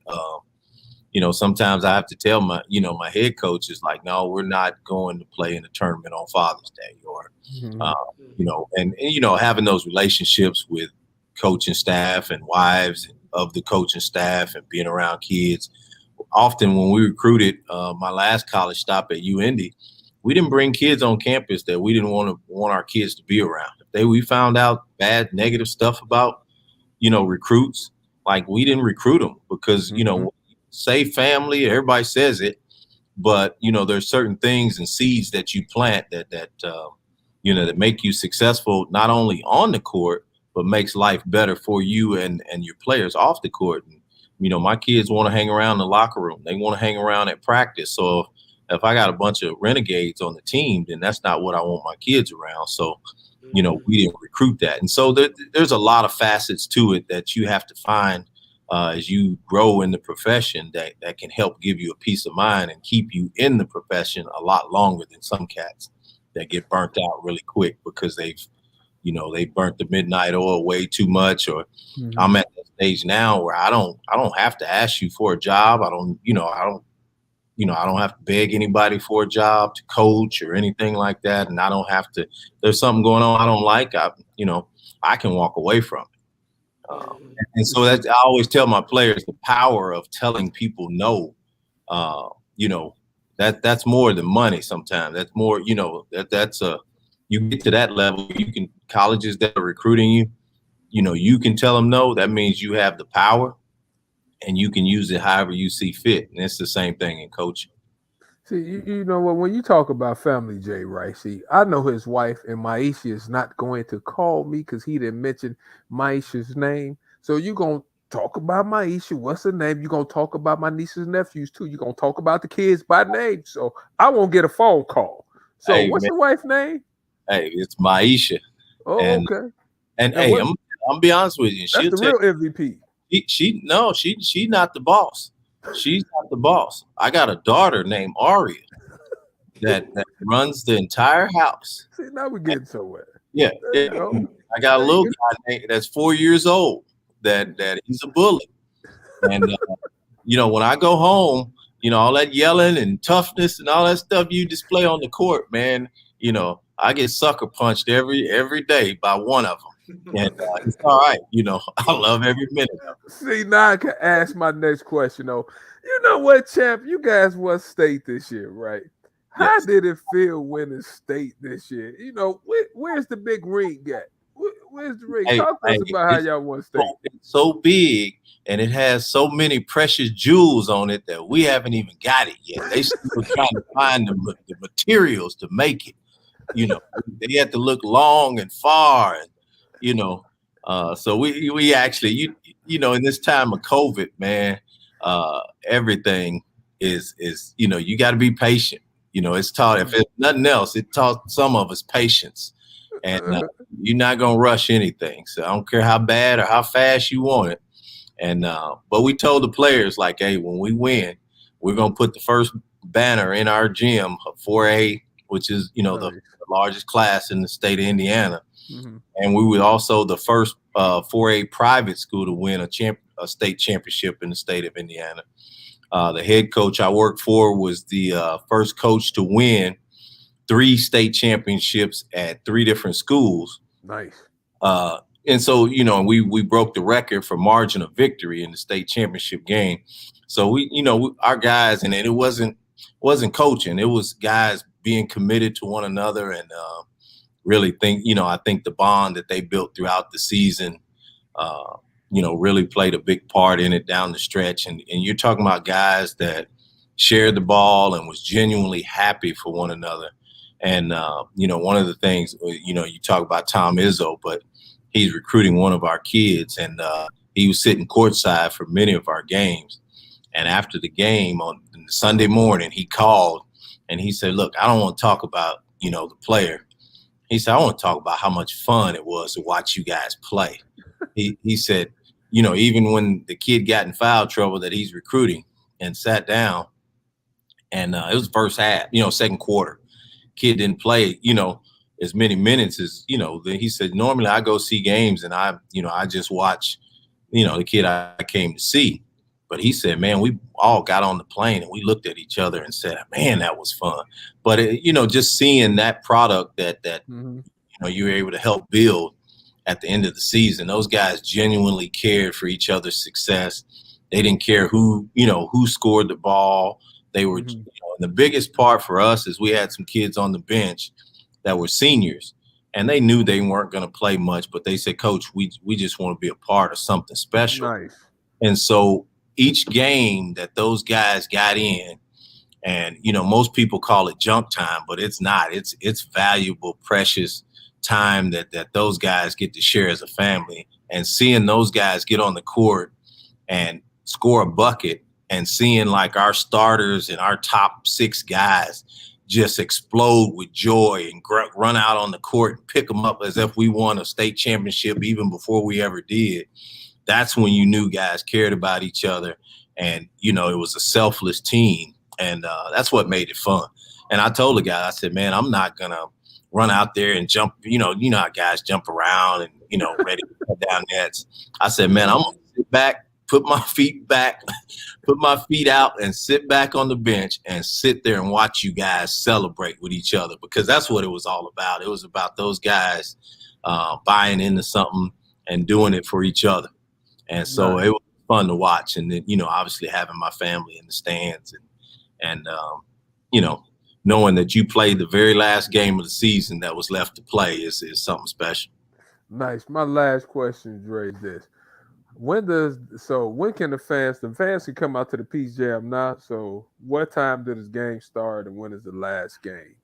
So for people that's listening that might want to watch. So the first game, you know, it starts sometimes at 8.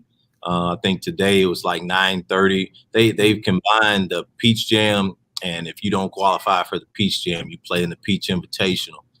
And so they've combined it to be it all here at one location, and you don't have to go out to, well, at least the 17s, and you don't have to go out to, you know, high school, drive around, finding little hole in the wall gyms, that type stuff. So it's all here, and so it's much longer. It used to didn't start until Wednesday, and it was a strictly Peach Jam here at this location. But now, because the Peach Invitational is included, it's a longer. You know, I've been here since Friday. The tournament won't end until the next Sunday. So the games are stretched out, and they only play one game a day now, as opposed to having to play multiple games a day. So we usually start at 9:30 is the first game. First night it was 8 o'clock. First morning it was 8 o'clock. Since then it's been 9:30. The last game starts at 8 o'clock. So we usually get out of here about 10 o'clock or a little after 10 o'clock each night and get up and do the same thing again. And, we have some NBA guys come in on Sunday, Monday, Tuesday. College coaches can be out starting Wednesday. So Wednesday, Thursday, through the weekend, we'll have college coaches here, and, multiple NBA, people will stop in, and, multiple teams are sponsored by NBA guys, Russell Westbrook, Team Why Not, CP3, Chris Paul, so it's just kind of, Melo, Team Melo, Carmelo, Durant, you name it, Strive for Greatness, LeBron. So you got a lot of NBA guys that, obviously that draws a lot of attention. We had Ja Morant here last night, which caused a big, That's why he didn't answer my phone call last night. He kicking it with Ja. Him and Ja doing the gritty all over the court. That's why he John travels with his dad, and they got a little entourage of about probably 8 other guys, and so when they got up to leave, and all the NBA guys are great. It's great for the kids. Obviously, it's great for the NBA and what they promote. But, for those guys to show up at events like this, they'll sign autographs, they'll take pictures, to a certain extent. But, one little kid went over and got an autograph. And as soon as they saw he got an autograph, man, the court was flooded. Right. And we, usher him out a side door that we didn't know where the door was leading. We had to get him out of the building, but it was fun. I don't think he was expecting that either. I don't know that he's been to a Peach Jam being in the position he's in now. But being in the position he's in now, like, hey, man, you got to kind of approach things a little Yeah, you on a level now. You on a level. You want to compare yourself to Jordan, John? This is what Mike had to go through. And I'll tell you, these kids, they will flock to. They're following little Bronny James around like he's a celebrity. And I said, man, the power of social media. I'm gonna tell you a real quick story how crazy it was. We was in Kansas City, and so, I'm asking this. All of a sudden, we were sitting in the lobby, and I see a bunch of little kids taking pictures with a little girl. A little teenage girl, high school probably age girl. And I'm like, okay, well, I'm not up on things. So like, who is she? Who is Hannah Montana? Like, who? And so I say, hey, I call one of the little kids over. I say, hey, man, who is it? They said, oh, that's Jerry McClain's girlfriend. I'm like, what? So she gets to be a celebrity. She gets to be a celebrity. Because she's the girlfriend of a kid that's going to Duke. So I said, man, the power of social media, boy. That's it. Hey, Coach Wright, thank you so much. We really appreciate it, man. We are out of time, but thanks so much for taking some time. I know you're really busy down there. And congratulations again on that state championship, all right? Appreciate you, Dre, man. Thanks, man. For having me on. Good talking to you. Appreciate Dre. I'll be in touch. All right, coming up next, we're going to bring on someone from the family, our Sports Zone Chicago family, Jamar Hart from Sports 101. He's going to come on. We're going to talk some. Oh Lord, the NCAA, this conference. Oh, I can't wait for this. I can't wait for this. So we're gonna have Jamar come on. We also got jump ball coming up too. We got a special jump ball today too. So we're gonna do a commercial break. We're doing the jump ball, and then we're going right to Jamar Harp, and he's gonna take us out all the way to the end of the show. You're watching What's Up, Cuz? We'll be right back.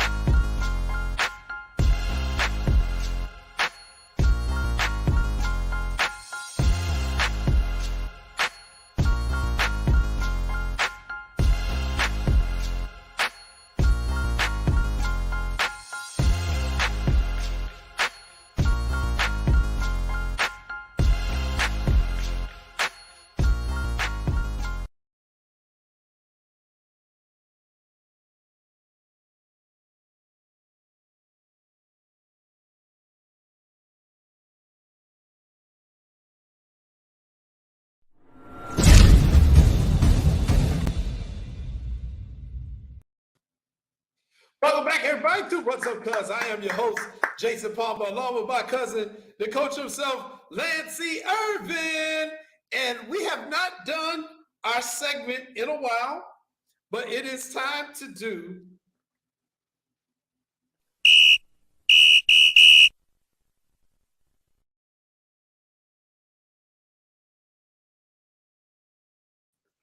It is our jump ball segment, ladies and gentlemen. And for jump ball, Lance and I take opposing positions on a question that has been created by our crack staff of producers. It's more so Chicago. Lance will take a position. I'll take one. But this time, Lance, is something a little different. What we got? This is a jump ball plus. Usually we have 2 options, but this time we have 3 options. Okay, where we going with, cuz? 3 options this time. So it's gonna be interesting. The question, and Lance and I have not taken our positions yet on it, so this is gonna be very interesting to hear which side my cousin wants to say he's on here. But this week's jump ball question is: which team's season was more of a disaster?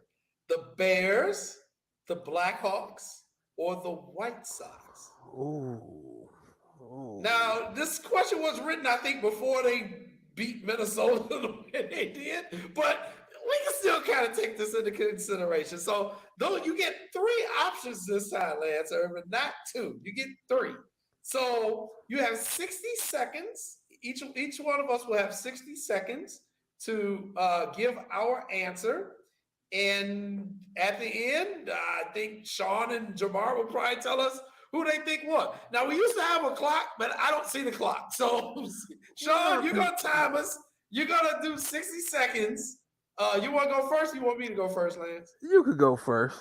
Okay, I'll go first today. So we'll take you off the screen, and then I will begin my soliloquy. And Sean, you time it, and when 60 seconds hit, you cut me off. All right. I'm going to say the Blackhawks because in light of all the nonsense that's happening, especially today, they lost Eddie Olczyk. How the hell you lose Eddie Olczyk? He ain't even on the ice playing. You know, he's the best announcer, and you lose him. Then we had the whole Kyle Beach nonsense. And then the fact that the organization tried to cover up. That was like the worst of scandals that you could ever have. Then the team on the ice this year, they were terrible. You had Jeremy Colleton coaching, who all of us said had no business coaching. He ends up getting fired halfway through the season because he's so bad. The team on the ice, half of them looked like they were just going through the motions. Jonathan Tage, you know, he's coming off a year where he was completely off. It was his first year back, but still, they didn't have any production from people like Dylan Strome, who's now no longer with us. Kubalik, he didn't produce. It was just unbelievable. I have to say the Blackhawks had the worst season out of everybody. You know what, my friend? You could go to Blackhawks. The Blackhawks has struggled, coaches changes, but you could go with any of those teams up there. And you know, I got to take my White Sox, and the reason why I'm taking my White Sox is this: for a team with Jose Abreu, Luis Roberts, Mancada, Grandel, Lucas Giolito pitching, for a team as explosive and for a team that has been together, and with a manager who some will say is a Hall of Fame manager, which he probably is, 46-46 just not going to cut it, cuz. Just not going to cut it. With the star power they have, with the pitching power they have, there's no reason why they shouldn't be an elite team. I didn't even mention T8. And they have been together at least for a couple of years. So normally when you've been together for a couple of years, you should be hitting your stride. Some of this other stuff that we dealing with, bullpen issues, not bullpen, dugout issues, he don't like. Ooh, I like that. Way to cut him off, Sean. Just the cut him manager, off. the manager making bad, play calls. I was just hitting my stride. See, Sean cut me off. I was just hitting my stride. All right, Sean, producer, come on in. Tell us what you thought of this week's jump ball. Who you think is the winner? Oh, you're on mute, Sean. What's up, gentlemen? How we doing? Doing good. Great. Now that I'm gonna get another win, I'm doing great. So I gotta figure out who won between you two. I have to say, I gotta say the Blackhawks, Jason. The Kyle Beach situation was horrible. Yes. All right, them trying to hide, them hiding it. Had you just come out and here's the thing, when you do something, you hide something like that. I get it. You're going for a Stanley Cup, but you have to put people first, and for them to try and hide it, and it look at the reach. It reached all the way down to Florida. Quinville doesn't even coach here anymore. He was down there, and it affected him. So yeah, when you do that and you try and cover up, and then not just don't worry about him here. You sign off on. You give him a letter of recommendation. You let him go somewhere else where he's able to molest a minor. So it started here and then it went somewhere else. So it has to be the Blackhawks, because you know what? Everybody from doing that to a kid, it's bad enough you got a young kid who's dreamed to play hockey. You know, he was probably sided as like, hey, you know what? I'll make it real difficult for you if you say anything. So he didn't say anything. Then he sent this predator off to a little high school kid. Got to be the Blackhawks, man. Bump them. I agree. And Armando agrees with me too. So you lose, Lance Irvin. Good point. Good point. Only reason I'm losing, see, if the Bears would have stayed in Chicago, I wouldn't have lost. All because they moved to Arlington. See, that's why Sean feeling some type of way. See, the Superback is feeling some type of way because now he has to drive to Arlington. You know how far Arlington is from me from here? See, that's not my fault. See, it ain't my fault. You know, it's 5 minutes. 5 years down the line at some point in time. Oh Lord! All right, let's get our guy on. Thanks, Sean. I appreciate it. Wait, hold on. If Hart, we on time. If Jamar's not good from what Sean said about him and his conference realignment, I'm cursing Sean out. I'm gonna use words I've never used before in Spanish. Okay, well, we gotta bring him on first. Bring him on. See if he's a real Mickey Ficky deal. Okay, that's right.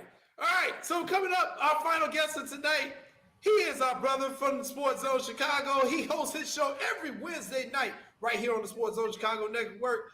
It is Sports 101. Our guy, Jamar Harp. What's up, brother? How you doing, man? What's going on, fam? How the cousins doing? We doing good. Harp, who won the battle, man? I'm going to give it to Lance for two reasons. The first reason being, if you look at the media in today's sports, any other sport where that happens, it would have been blew up on a bigger stage. So I think that speaks to the level of the NHL right now, even though they're competing. And then if you look at the Sox, you got a manager that's been managing in championship levels from the time he's been in Pittsburgh, was about 25 years ago. So with greater expectations comes greater responsibility. So that's why I say the White Sox. All right, there you go. So there you go. So Hart says White Sox, Sean said Blackhawks. I still win though, because Armando said it was me. So now. But you know what? Harp has more credibility because Harp understands. See, I'm going with Harp. Now, Armando, cool, but Harp, I gotta ask you because I was happy you on the show. Yes, you sir. and your knowledge and your history about this conference realignment stuff, it's killing me. Like, did you think USC and UCLA was a good move for the Big Ten, other than the money? Well, other than the money, I don't think it was a good move because you're basically seeding your top position to pretty much USC. If you look what they're doing in NIL deals, again going back to Pittsburgh, getting a wide receiver who was everyone was marketing to, Addison, and then what they're going to build similar to what when Coach Carroll was in Southern California, the type of team that you can build if you keep those guys at home. So I think you acquiesce the top of your conference to USC. So I think it is definitely going to benefit USC, but it'll hurt the Big Ten Conference. So, Notre Dame, and I'm going to come back to the Big Ten. Notre Dame, it's reportedly they turned down they want NBC to give them $75 million. What is Notre Dame stand in all this? And are they worth NBC giving them $75 million, if that is the case? That's a great question, Lance. So all this is dealing with basically television contracts. As you know, Notre Dame is an independent. So in the like around the early 2000s, they revised their television contract, and it was around $25 million. Now that's minuscule to what the Big Ten and SEC are getting, which is going to be around $100 million a year. So now Notre Dame is in a conundrum. Do they join a conference, or do they get NBC to raise them so they can get $75 million as one team, based off how close that is to the SEC and Big Ten, whose teams individually probably will get around $100 million a year just off the television contracts. The second part of your question, I don't think they're worth it. With these super conferences coming in, a lot of eyes are being took away from regionality. Henceforth, with the Big Ten adding teams from Southern California. So when these viewers start to see teams from other places, it's going to diminish their chance to watch, the Fighting Irish, therefore limiting their television views and their ability to achieve the maximum dollar as an independent on the open market. So do you think they should join the conference? I think they should join the conference for multiple reasons. One, it'll help them in regards to the playoffs. We all know the moniker that's faced with Notre Dame in football. They'll get to the Final Four and get blew out. So getting in the conference, I think, will help them have more regionally televised games of importance throughout the season. Most times with Notre Dame in the regular season, you'll tune in for one or two games, and then everybody else is kind of cannon fodder in regards to the size of the institution, its perceived value, etc.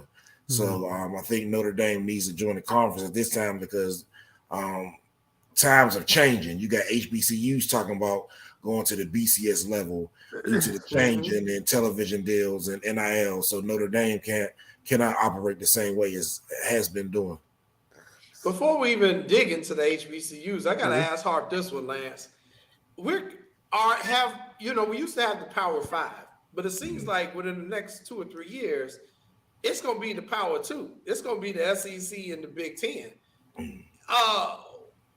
The haves and the have-nots. Is this something that is very concerning for you, or what's just going on? Not leaving HBCUs out of it, just what we've got going on amongst what is now the Power Fives.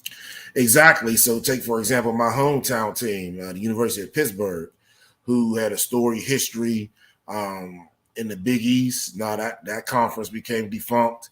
They got into the ACC. Now when the ACC gets picked apart by the SEC and they take their top 4 teams, then what is the ACC going to do? So I'm looking at it at that standpoint, looking at what is the Big Ten, who are they going to add? And pretty much if you listen to a lot of the commentary about this, college football is going to be similar to the NFL where they have the AFC and NFC. So college football have the Big Ten and the SEC, and everyone else will be an outlier conference at that point. Wow. And speaking of the HBCU you just talked about, Hart, what do schools like Jackson State, Howard, FAMU, like, what do they fall into this? Like, my thing is, Jay, like, do they try to get another conference? Do they join? Like, I heard Jackson State might be going to Conference USA. I mean, what do they get? I mean, can they get a TV deal? I'm asking like 15 questions because I'm trying to figure it out for them. Well, there's a lot of stuff in the works in regards to all those questions.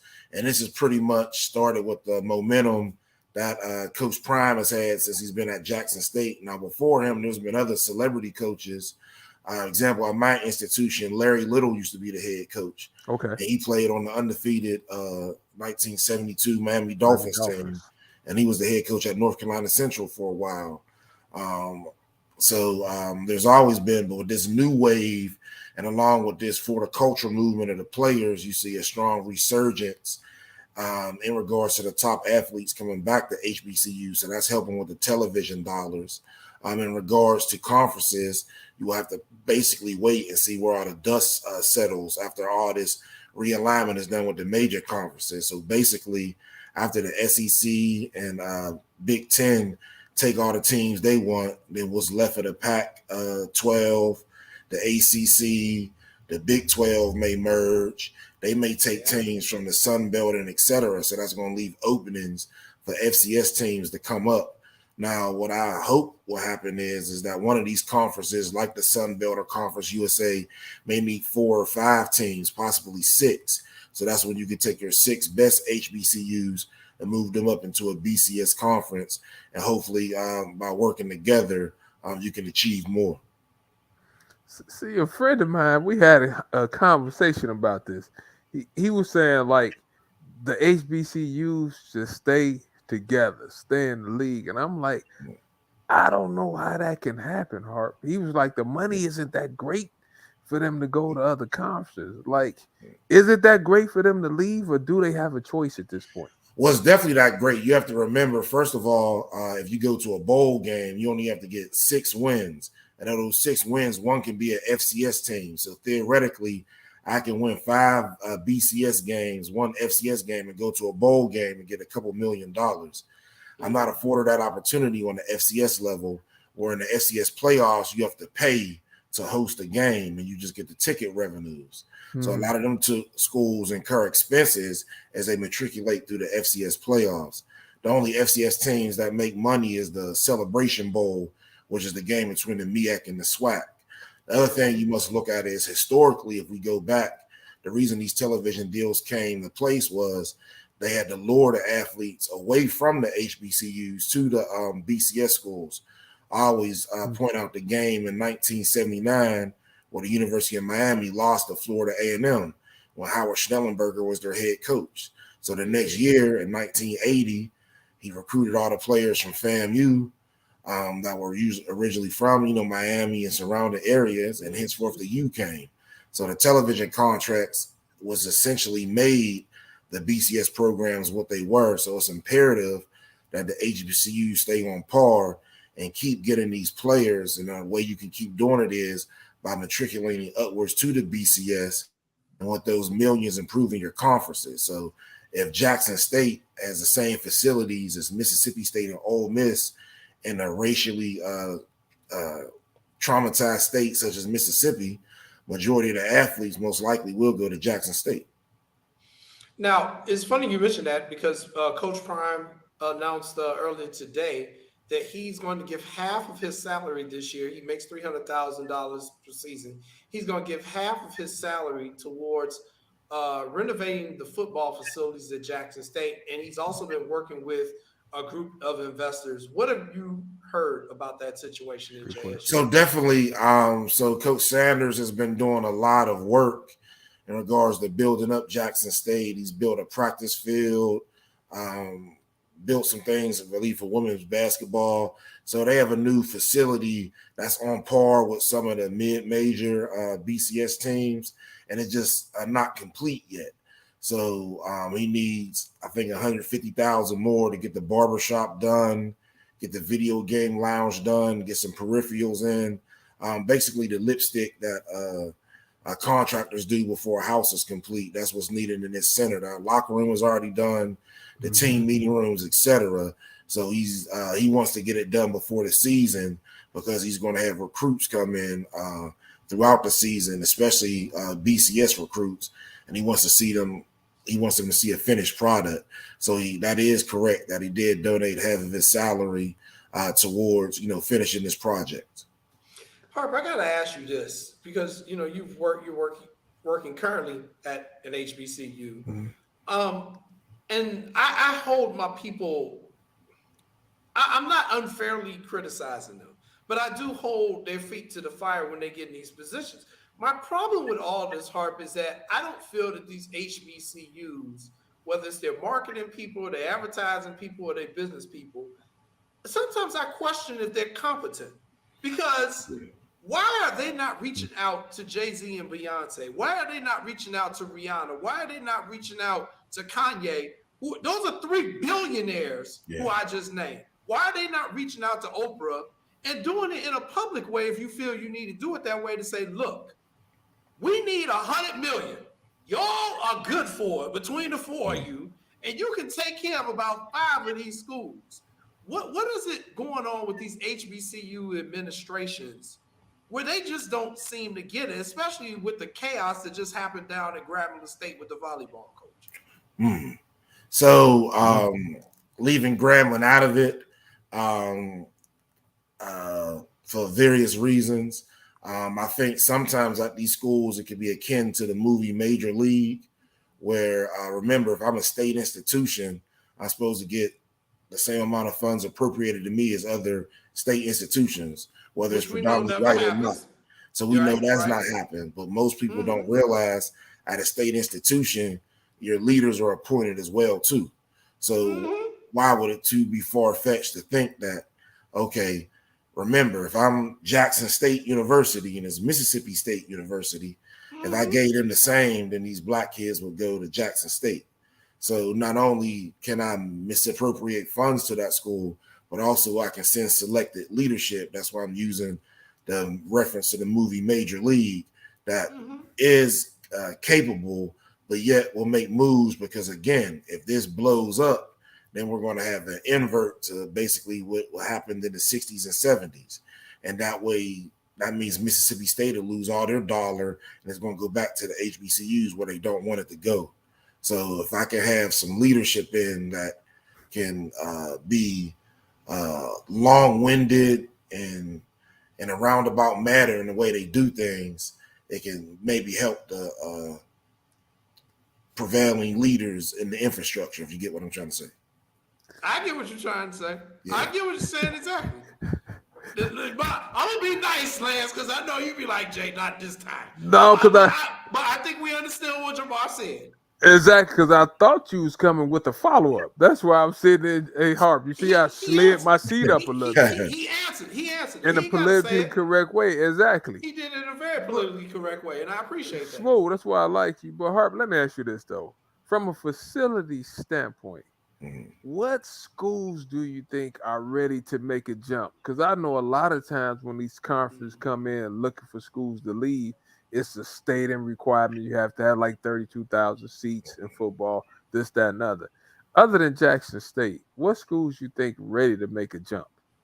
Well, out of the Southwestern Athletic Conference, you will have Texas Southern, Florida A&M, Bethune-Cookman, Alabama State, and probably Grambling and Southern University. Okay. Outside of the stadium, one of the biggest factors people don't realize is the amount of sports you have to have, including women's sports with Title IX. So even at the larger institutions like the Big Ten institutions, they fund all their Olympic, Title IX, or non-revenue sports with the millions they get from football and basketball. Now, if you had those sports at an HBCU, you will also have to find players to participate in it. So it'd be hard to find. There's not a lot of girls field hockey teams in the country to support all these different schools. And that's just one sport, for example. So not only stadium size is an issue, but fielding the number of sports to be compliant, to be on a BCS level in regards to men's and women is one of the major issues outside of stadiums. Mm-hmm. And also, we talked about the Pac-12. We touched about them lately. Should they merge with the Big 12? Or should the Pac-12 pick up school like San Diego State and maybe my own school, Colorado State? What you think should happen? Well, I think now with everybody jumping so quick, if you wait, this is an environment. If you snooze, you lose. So I'm with the Pac-12 right now. I'm talking to the ACC and the Big 12, and I'm saying, can all of us go together so it can be a Power 3 instead of a Power 2? And if all of them can get together, I think that would help. Now they may not be on the same stratosphere as the Big 12 and the SEC in regards to 100 million a team, but if I can get 75 million or even 50 million just from my television deals and then get money other ways, I think I can still compete with those schools to some degree. So if I was Pac-12, I'm trying to get with two conferences and make my own super conference and rename it, whatever, Great American Conference or something like that. Because Harp, think about this real quick, Jay. Help me. If you grab 2 minutes, Lance. 2 minutes. If you grab Florida State, Miami, North Carolina State in football, you might be all right, and I maybe miss like BYU. Yeah. Like you'll be okay, Jay. I think. Yeah, you're right. But see, a lot of these schools, they base it off of not only their athletics, but especially the PWIs. You're right about that.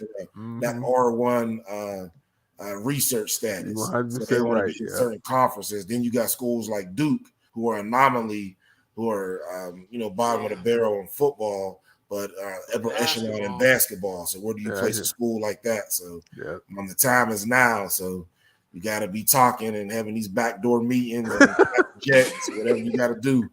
If not, you might be a mid-major or possibly. You look at Wyoming; they dropped recently to the FCS from BCS, so it's plausible. I didn't know that. Because other teams can, the other teams that can happen to other teams after all this realignment. That was gonna be my final question for you. Are we gonna see more teams dropping out of BCS and going to FCS? I believe so, because some of these conferences, remember, if they don't get that bowl check, they can't support all their non-revenue or Olympic sports.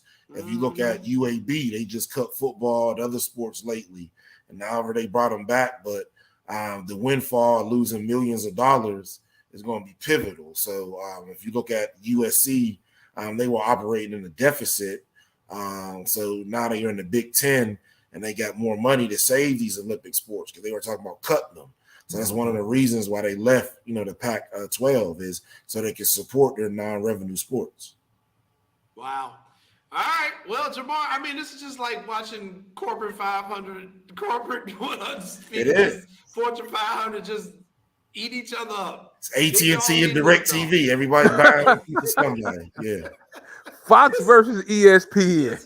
This is just a hot mess, and it's going to be interesting to see the landscape of college sports in the next couple of years with everybody doing all this. And everybody, make sure you tune in to Jamar's show Wednesday night, 6 o'clock, right here on Sports Zone Chicago. Sports 101, just a ton of information. That's why we bring this guy. I think we've got Harp on. I think, Harp, you have, after today's appearance, you've been on our show more than any other guest. Oh, man, I appreciate it. He needs to. Harp come on dropping knowledge. You see, I'm sitting there like. Is it 8 o'clock or 6 o'clock your show? It's at 9 Eastern, so I think it's 7 Central. Oh, it's 8 Central. I'm sorry. I'm giving you the wrong time. I'm sorry. Thank you, Sean. 8 Central. 8 Central on Wednesday. Jamar Harp, he's the long. He's on our show the most. He must really like us, Lance. Oh, man, I appreciate the invite. Harp come on here dropping knowledge. You see, I'm sitting there. I got arguing with people. I said, that's okay. My man Harp will be on this at 7:30, so y'all just let me. Love it.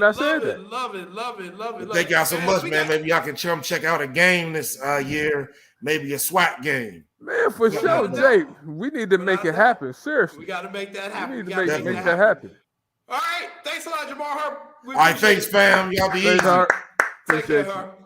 We also got Lakina and Sydney. They want to come on tonight, but our show was so jam-packed. Their work schedules are kind of opposite our show, but we're going to get them on as well. We're trying to get everybody from our Sports Zone Chicago family. But woo, what a show, cousin. John, do we have an update from the Home Run Derby? Is anybody in the lead? What's going on?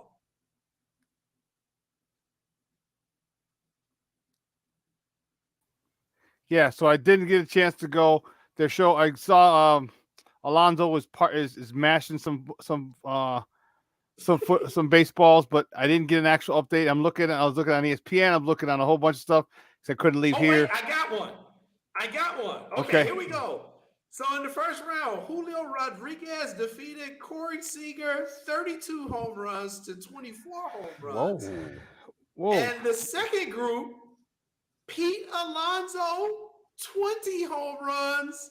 Ronald Acuna Jr., 19. So Pete Alonso advances by 1 home run. And that means Lance Irvin going to try to change his pick. You got to watch him. I'm not changing my pick. Soto is my pick. Trust and believe. And Swerve is my dark horse.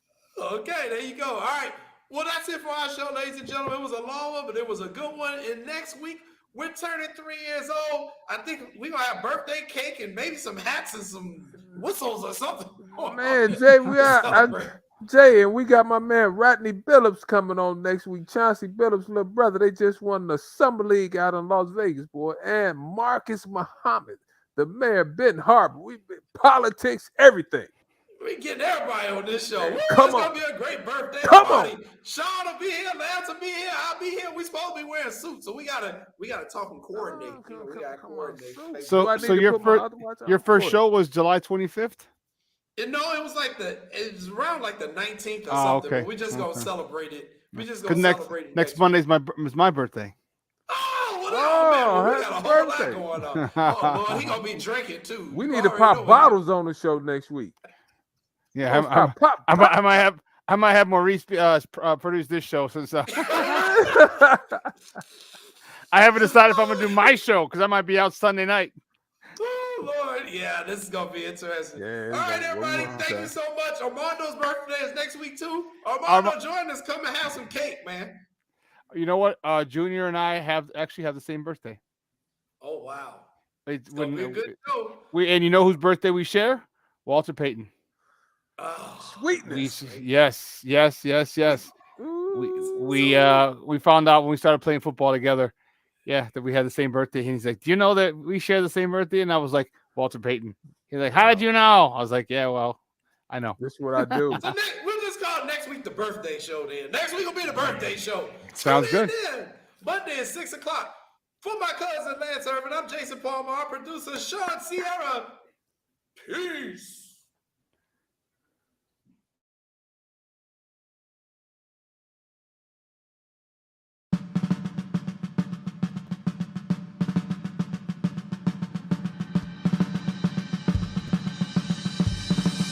Lift every voice and sing till earth and heaven ring with the harmonies of liberty. Let our rejoicing rise.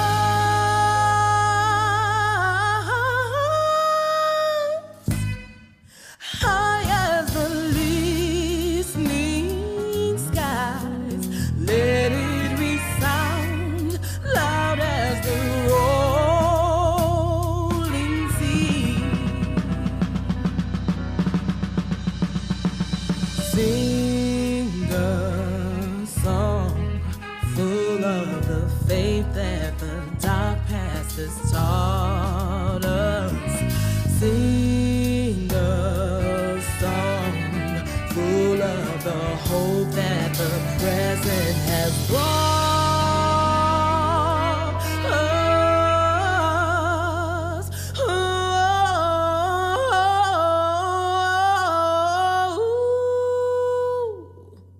Facing the rising sun of a new day begun.